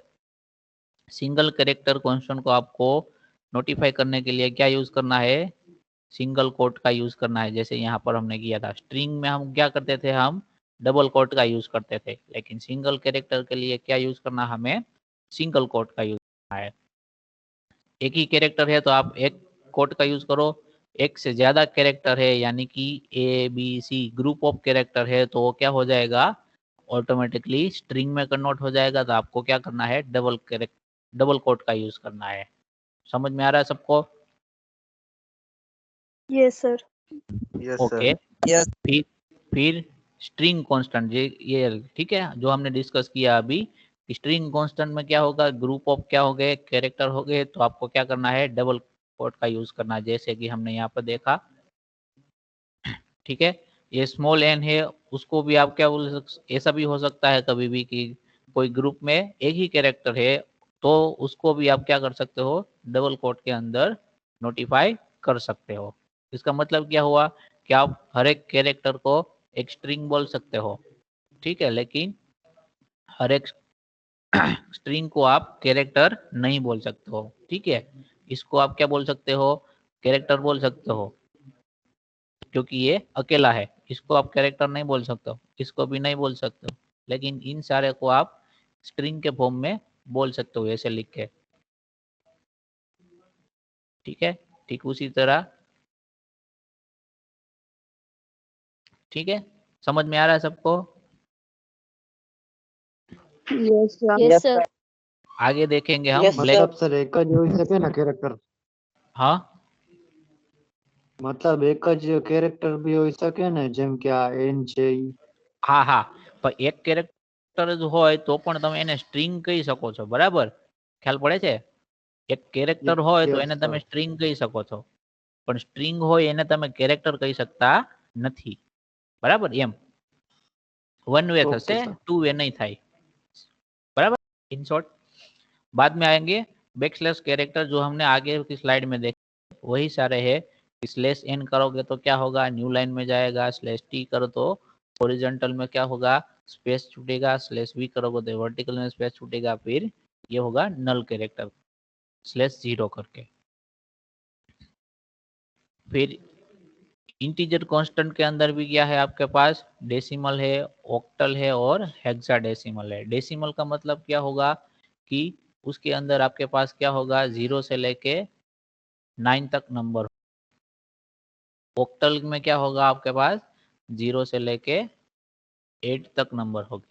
और हेक्साडेसिमल में क्या होगा, 0 से लेके 16 तक क्या होगा, 16 नंबर होगा। ટોટલમાં 0 થી 7 હશે તો સર ઓક્ટલમાં 0 થી 7 નો હોય?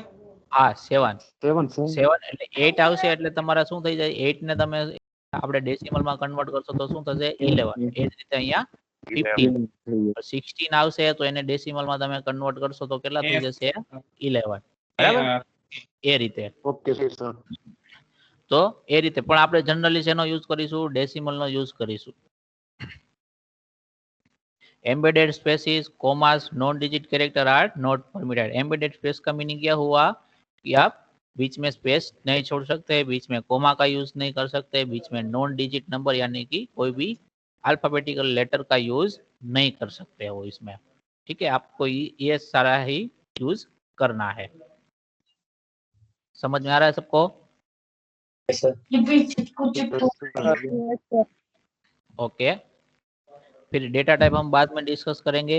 अभी ये वेरिएबल ले लेते हैं। वेरिएबल में हमने जो भी आगे देखा वही है कि हमें वेरिएबल का नाम डिफाइन करना है, तो कैसे करना है, तो it is a data name that may be use to store value. Variable का यूज किसके लिए कर रहे हैं हम, कोई भी वैल्यू है उसको स्टोर करने के लिए, और उसको रिफर करने के लिए हम किसका यूज कर रहे हैं, वेरिएबल का यूज कर रहे हैं। तो वेरिएबल क्या हो सकता है, तो वेरिएबल नेम में consist letter, digit, underscore character, બરાબર? જે આપણે આગળ જોયું કે આइडेंटिफायर ના નામમાં કયા કયા વસ્તુનો આપણે, तो उसमें हम कौन कौन सी चीज यूज कर सकते हैं आइडेंटिफायर के लिए, लेटर यूज कर सकते हैं, डिजिट यूज कर सकते हैं, अंडरस्कोर कर सकते हैं, ठीक है। तो उन सारे रूल्स को यहाँ पर इलाबोरेट करके लिखा है। Variable must begin with letter. तो मैंने बताया था कि आइडेंटिफायर यानी कि वेरिएबल का नाम यूज करोगे तो उसमें आप डिजिट से ऐसे स्टार्ट नहीं कर सकते हैं, कोई भी डिजिट से आप स्टार्ट नहीं कर सकते। फर्स्ट कौन सा होना चाहिए, लेटर होना चाहिए या फिर अंडरस्कोर होना चाहिए, तो वो सही है। फिर variable name should not be more than 8 character, कि आपका जो वेरिएबल नेम है वो 8 कैरेक्टर से ज्यादा नहीं होना चाहिए, ठीक है। सपोज ABC2 लिखा आपने तो कितने कैरेक्टर हुए, 4 कैरेक्टर। वैसे कितने, नहीं होना चाहिए। लेकिन ये कब तक था, तब इनिशियली सी हमारा क्या हुआ था, डेवलप हुआ था। अभी हम जनरली कौन से वर्जन का यूज करेंगे, वहां पर हमारे पास आंसी सी, ठीक है, आंसी सी वर्जन का हम यूज कर रहे हैं। तो उसमें कितने कैरेक्टर अलाउड है हमारे पास, 32 कैरेक्टर अलाउड है, ठीक है। आप वेरिएबल का जो नाम है वो कितना लंबा रख सकते हो, 32 कैरेक्टर का हो उतना तक का रख सकते हो। और जो लेटेस्ट वर्जन है हमारे पास C99 है, ठीक है, उसमें कितने कैरेक्टर अलाउड है, तो कि 64 कैरेक्टर अलाउड है, ठीक है। तो ये जो 8 लिखा हुआ है वो पुराने वर्जन के हिसाब से लिखा हुआ है। अभी हम जो वर्जन यूज कर रहे हैं ANSI C यूज कर रहे हैं, तो उसमें कितने अलाउ है, 32 कैरेक्टर अलाउ है। जो लेटेस्ट वर्जन है C99 उसमें कितने अलाउ है, 64 अलाउ है, ठीक है। तो वो हम 32 के हिसाब से आगे जाएंगे। हमारा जो वेरिएबल का नाम होगा वो 32 से ज्यादा नहीं होना चाहिए। सर नेक्स्ट क्या है, हाँ डाउट है इसमें किसी को? सर ये पुराना वर्जन कौन सा है जो इसमें? हमने हिस्ट्री ऑफ सी में देखा था ना, हाँ इनिशियली सी ओल हुआ तभी के एन डी सी ने, फिर बी आया, उसके ऊपर आएगा BCPL ने, उसके ऊपर AL1G, वो सारे क्या है, पुराने वर्जन थे। सर टर्बो सी कौन सा है? टर्बो सी भी हम ANSI C का ही वर्जन यूज, ठीक है। Okay sir. उसके बाद क्या होगा कि आप upper case and lower case का यूज कर सकते हो, ठीक है। फिर वेरिएबल नेम क्या होगा, शुड नॉट बी कीवर्ड, ये देखो, ठीक है। अब अपना वेरिएबल का नाम है वो जो हमारे 32 कीवर्ड रिजर्व किए हुए हैं उसमें से कोई नहीं रख सकते, ठीक है। 32 कीवर्ड जो भी है उसमें से कोई भी आप वेरिएबल के नेम वेरिएबल का नाम नहीं रख सकते। फिर white space is not allowed, जो मैंने अगली स्लाइड में बोला था कि वेरिएबल का नाम रखोगे उसमें आप व्हाइट स्पेस यानी कि कोई भी ब्लैंक स्पेस नहीं रख सकते हो। आपको सपोज भरत शाह है, उसके नाम का वेरिएबल बनाना है, तो आपको यहाँ पर स्पेस नहीं छोड़ सकते, उसकी जगह आपको क्या लिखना है, अंडरस्कोर आप लिख सकते हो। अगर आपको कोई भी वेरिएबल है उसका नाम ऐसे रीडेबल फॉर्म में लिखना है तो ये वैलिड है, ठीक है। समझ में आ रहा है सबको? Yes yes sir. Okay. Sir फिर आगे देखेंगे हम कि हमारा जो वेरिएबल है वो अल्टीमेटली कहाँ पे स्टोर होता है, तो कि मेमोरी के अंदर स्टोर होता है। कौन सी मेमोरी के अंदर स्टोर होता है, जब प्रोग्राम एग्जीक्यूट होता है तभी रैम के अंदर स्टोर होता है, ठीक है। जब कभी भी आप प्रोग्राम एग्जीक्यूट करना स्टार्ट करोगे तो जितने भी वेरिएबल है उस मेमोरी क्या होगी, एलोकेट, कहाँ पे एलोकेट होगी, कि रैम के अंदर, ठीक है। तो वो कैसे होगी, list of storage location each having unique address, क्या होगा ऐसे, उस तरीके से क्या, सपोज कोई एक अपार्टमेंट है, ठीक है, उसमें नंबर ऑफ क्या है, फ्लैट्स अवेलेबल है, ठीक है। तो क्या होगा, हर एक जो फ्लैट है वो क्या होगा, कोई इंडिविजुअल फैमिलीज को अलोकेट होगा जिसने भी उसको परचेज किया होगा, ठीक है। तो हर एक फ्लैट का एड्रेस क्या होगा, अलग अलग होगा नंबर के हिसाब से। सपोज ए विंग है तो A1 A2 A3 A4, वैसे हर एक फ्लैट का क्या होगा, यूनिक नंबर होगा, ठीक है। अगर यूनिक नंबर नहीं होगा तो सपोज आपका कोई भी कुरियर आता है तो कुरियर बॉय को पता नहीं चलेगा कि ये कौन से हाउस के अंदर आपका ये जो पार्सल है उसको पहुंचाना है। तो ठीक उसी तरह मेमोरीज में रैम के अंदर क्या होगा, नंबर ऑफ ब्लॉक्स होंगे, ठीक है। क्या होंगे, नंबर ऑफ ऐसे ब्लॉक्स अवेलेबल होंगे, लेकिन हर एक ब्लॉक का क्या होगा, एड्रेस भी होगा, ऐसे 1 2 3 4 5, ये मैं फॉर एग्जांपल करके ले रहा हूँ, ठीक है। अप टू n नंबर तक के इसमें क्या होंगे, ब्लॉक्स होंगे, ठीक है। उसके अंदर क्या होगा, आपकी जो भी वेरिएबल की वैल्यू है वो स्टोर हो सकती है। वो हम आगे देखेंगे कैसे करना है। Variable and constant are stored in storage location, तो वेरिएबल और कांस्टेंट की जो भी वैल्यू है ये कहाँ पर, ये जो मेमोरी ब्लॉक्स है उसके अंदर स्टोर होगी। Variable is like a house, देखो यहाँ पर is address of the house. समझ में आ रहा है सबको? तो मेमोरी ब्लॉक में क्या होगा, ऐसे नंबर ऑफ क्या होंगे, उसके अंदर जो भी वैल्यू लिखोगे, सपोज ये जो फर्स्ट वाला है उसके अंदर आपने क्या लगा 25 डाला, तो उसको आपको क्या बोलना है, ए बोलना है, तो उसको आप क्या बोल सकते हो, ए बोल सकते हो। तो इस ब्लॉक का नाम क्या रख दिया आपने, ए रख दिया। तो जब कभी भी आप अपने प्रोग्राम के अंदर ए का यूज करोगे कोई भी कैलकुलेशन के पर्पज से, तो एक ब्लॉक के अंदर जो भी वैल्यू अवेलेबल होगी वो वहां पर यूज होगी। समझ में आ रहा है सबको? Yes sir. Yes sir. देखो यहाँ पर आपको ज्यादा समझ में आएगा। सपोज ये क्या है, आपका मेमोरी ब्लॉक है, ठीक है, हुए है ब्लॉक्स दिए हुए हैं, ठीक है। तो क्या लिखा हुआ है, each memory location has unique address. सबके लिए क्या होगा, यूनिक एड्रेस होगा। वो कौन सा होगा, आपका जो भी वेरिएबल का नाम रखोगे वो ही होगा। सपोज ये वाला फर्स्ट ब्लॉक है, उसका नाम आपने तो क्या भाई रखा, माइक ए बंद कर। वेरिएबल को असाइन किया। सपोज ये सेकंड ब्लॉक है, उसको आपने बी वेरिएबल को असाइन किया। सपोज ये फिफ्थ ब्लॉक है, उसको आपने जेड वेरिएबल को असाइन किया। तो जब कभी भी आप प्रोग्राम में लिखोगे कि a इज इक्वल टू 10, तो जो 10 की वैल्यू है वो कहाँ पर स्टोर होगी, इस मेमोरी एड्रेस पे, यानी कि मेमोरी ब्लॉक में स्टोर होगी। और b is equal to suppose आपने 20 लिखा, तो b की वैल्यू ये सेकंड ब्लॉक में अंदर स्टोर होगी। और z इक्वल टू आपने क्या लिखा, 35 लिखा, तो ये जो ब्लॉक है वहां पर क्या होगा, 35 स्टोर होगा, ठीक है। उसके बाद सपोज आप क्या लिखते हो, z इक्वल टू 40 लिखते हो आप, तो क्या होगा, z के पास तो एक ही रूम अवेलेबल है, एक ही मेमोरी ब्लॉक अवेलेबल है, तो क्या होगा, पुराना वाला जो होगा वो क्या हो जाएगा, इरेज हो जाएगा, और उसकी जगह जो नई वैल्यू है वो आ जाएगी। तो अभी z की वैल्यू क्या हो गई, 40 हो गई। जैसे एल्गोरिथम में कर रहे थे, क्या लिख रहे थे कि सम इज इक्वल टू क्या लिख रहे थे हम, सम प्लस काउंट, ठीक है। तो उसमें क्या हो रहा था, जो भी मेमोरी सम को डेटा स्टोर करने के लिए असाइन की हुई थी, उसमें क्या कर रहे थे हम, सिंपली नई वैल्यू जो आंसर आ रहा था वो क्या कर रहे थे, सम के अंदर स्टोर कर रहे थे। समझ में आ रहा है सबको? Yes sir. Yes sir. Yes sir. ये मेमोरी मैप दिया हुआ है, ठीक है। सपोज ये सारा क्या है, मेमोरी ब्लॉक्स अवेलेबल है, ठीक है, आपके पास। और ये हर एक मेमोरी ब्लॉक्स के लिए क्या है, एड्रेस दिया हुआ है।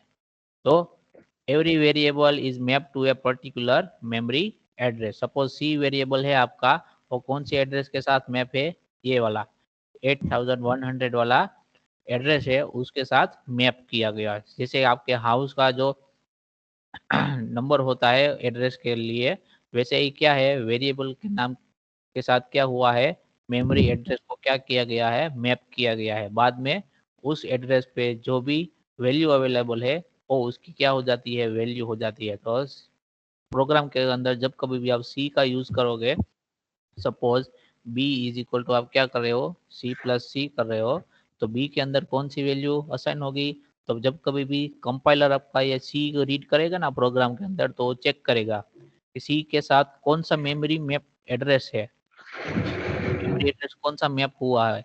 तो उसको फाइंड करेगा कि 8100 वाला है वो सी के साथ मैप किया गया है।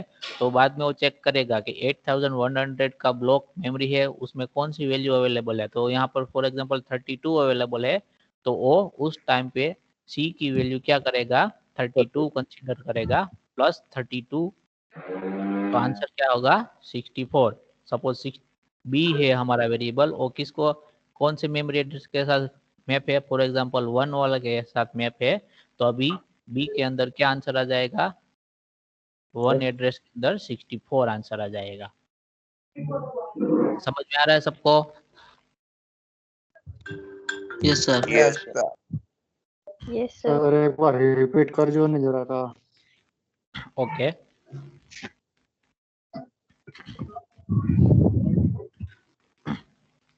कंप्यूटर में जो होगा मेमोरी, यानी कि कौन सा, जो हम रैम की बात कर रहे हैं वही, ठीक है। जब भी हम मेमोरी वर्ड का यूज करें तो आपको किसको इसके साथ रिलेट करना है, रैम के साथ, क्योंकि हम रैम की ही बात करेंगे। हर एक भी हमारा प्रोग्राम परफॉर्म करना है वो कहाँ पे करना है, डेटा कहाँ स्टोर होगा, रैम के अंदर स्टोर होगा। तो जब कभी भी हम मेमोरी की बात करेंगे तो उसको आपको अल्टीमेटली क्या कंसिडर करना है, रैम को कंसिडर करना है, ठीक है।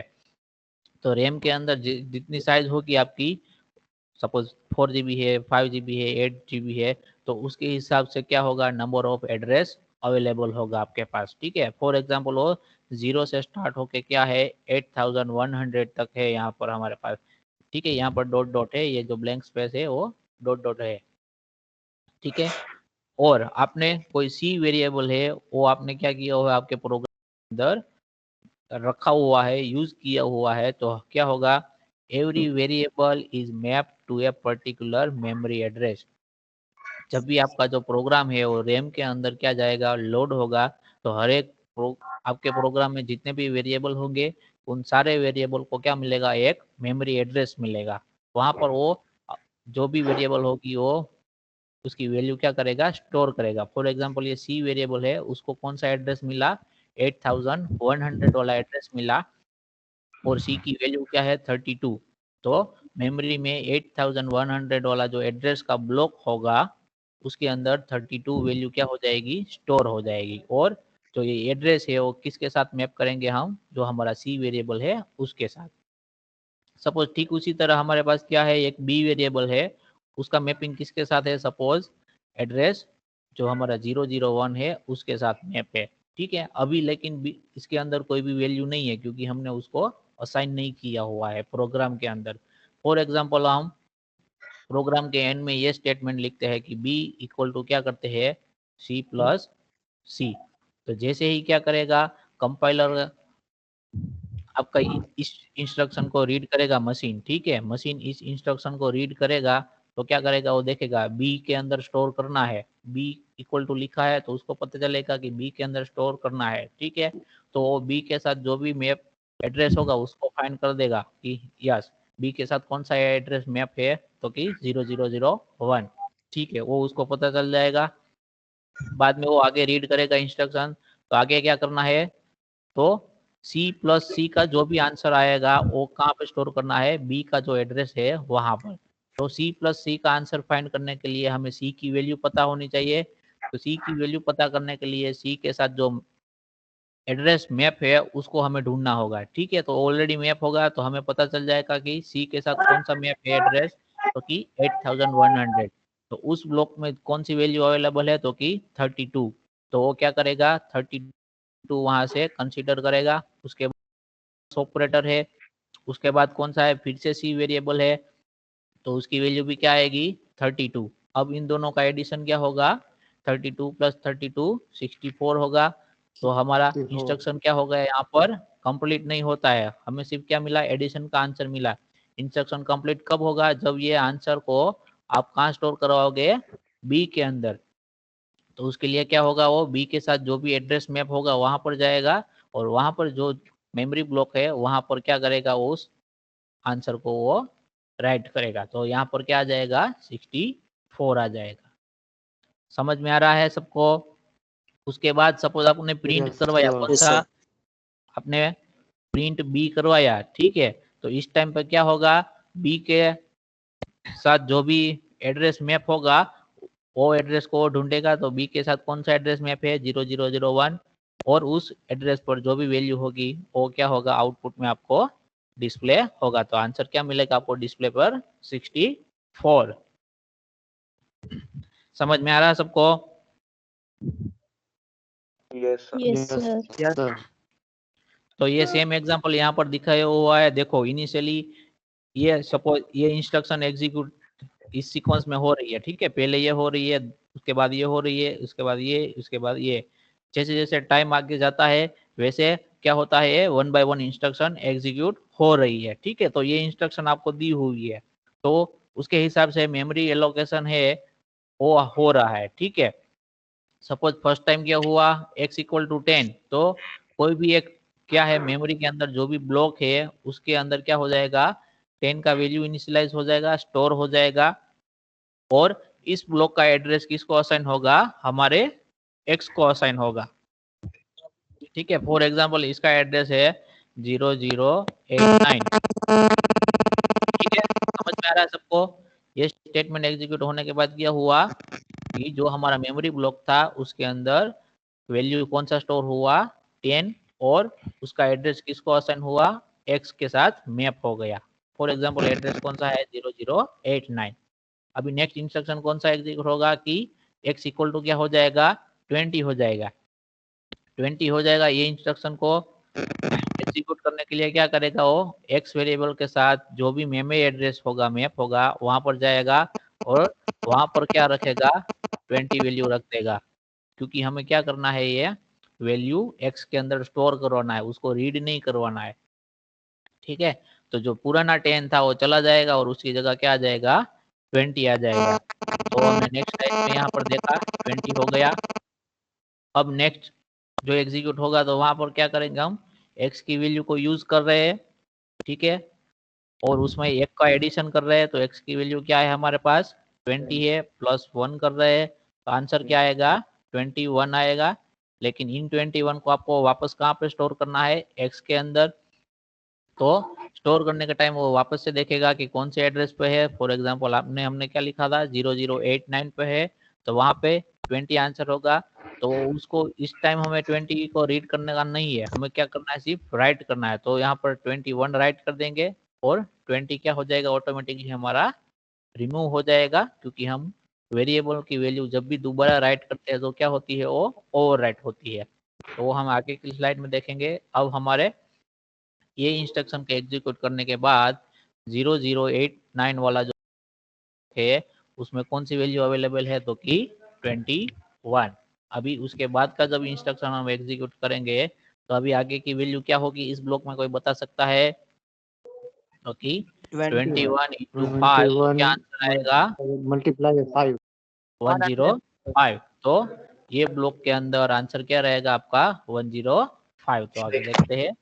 तो 0089 वाला जो एड्रेस है, मेमोरी एड्रेस, वहां पर वैल्यू क्या है 105।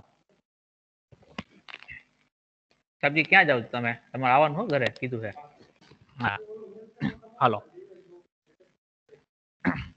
ખ્યાલ આવે છે બધાને અહીંયા સુધી, પતા ચલા सबको? Yes sir. Yes sir. Ultimately हम जो सी लैंग्वेज में प्रोग्राम लिखेंगे वो मशीन लैंग्वेज में कन्वर्ट होगा तो कैसा होगा, ऐसे इंस्ट्रक्शन के फॉर्म में होगा। ठीक है, बाद में हमारा जो मशीन है वो क्या करेगा, सारे इंस्ट्रक्शन को 1 बाय 1 रीड करेगा और उसके अकॉर्डिंग जो भी उसको चेंजेस करना है मेमोरी में वो करेगा। चेंजेस मतलब सपोज यहाँ पर इनिशियली हमारे पास क्या वैल्यू थी इस मेमोरी में 10 थी, उसके बाद क्या हुई 20 हुई, तो ये क्या हुआ मेमोरी में चेंजेस हुआ। ठीक है, अपडेशन हुआ। तो वो सब 1 बाय 1 इंस्ट्रक्शन को रीड करने के बाद वो करता जाएगा और एंड तक करेगा, जबकि प्रोग्राम हमारा खत्म हो जाता है वहां तक। ठीक है, तो ये दूसरा एग्जांपल है यहाँ पर x और y का। x की वैल्यू क्या है यहाँ पर 20 है, ठीक है, तो इस एड्रेस पर दिखा हुआ है। y की वैल्यू अभी हमने एक ही इंस्ट्रक्शन को दिया हुआ है, तो y की वैल्यू अभी नहीं है। ठीक है, तो नेक्स्ट स्लाइड में हम देखेंगे तो y की वैल्यू आ जाएगी 15। ये जो यहाँ पर ग्रीन किया हुआ है वो इंस्ट्रक्शन एग्जीक्यूट हो रही है, ऐसा नोटिफाई किया है। ठीक है, फिर उसके बाद क्या हुआ x equal to Y plus 3, तो आंसर क्या आएगा 15 प्लस 3, तो आंसर क्या आएगा 18। ठीक है, तो 18 कहाँ पे स्टोर होगा अभी, कि x के साथ जो भी मेमोरी एड्रेस मैप है उस एड्रेस का जो भी ब्लॉक है वहां पर वो स्टोर होगा। तो यहाँ पर अभी कौन सा आंसर आ जाएगा 18। तो नेक्स्ट स्लाइड में हम देखेंगे जब ये इंस्ट्रक्शन एग्जीक्यूट होगा तो x अभी कौन सी हो जाएगी 18। उसके बाद y इक्वल टू क्या है हमारे पास, x की वैल्यू यानी कि 18 डिवाइड बाय 6, तो उसका जो आंसर आएगा क्या आंसर आएगा 3। तो अभी ये 3 को हमें कहाँ स्टोर करना है y के अंदर, तो उसके लिए क्या करेंगे, तो y के साथ जो मेमोरी एड्रेस मैप है उसको फाइंड करेंगे और उस ब्लॉक के अंदर हमारा आंसर क्या करवाएंगे, स्टोर करवाएंगे। ठीक है, तो आंसर क्या होगा 3। इस इंस्ट्रक्शन का आंसर क्या आया यहाँ पर 3। समझ में आ रहा है सबको? Yes sir. ओके, तो अभी ये वेरिएबल डिक्लेरेशन वाला पार्ट है वो हम अगले लेक्चर में नेक्स्ट टाइम देखेंगे। ठीक है, अभी यहाँ तक रखते हैं आज के लिए हम। Okay sir. Okay sir. Okay sir. Okay sir. Okay sir. Okay sir. Okay sir. नहीं ओके अटेंडेंस ले लेता हूँ, उसके बाद लीव करना। ठीक है, यस सर। Okay sir. क्या सर कुछ पता नहीं चला आपने बोला। अटेंडेंस लेने પછી કરશે કરજો। अभी ये लास्ट स्टेटमेंट पता नहीं चलेगा कि पूरा लेक्चर पता नहीं चलेगा। Okay sir. Okay sir. Recording જોઈ રહ્યા છે ભાઈ।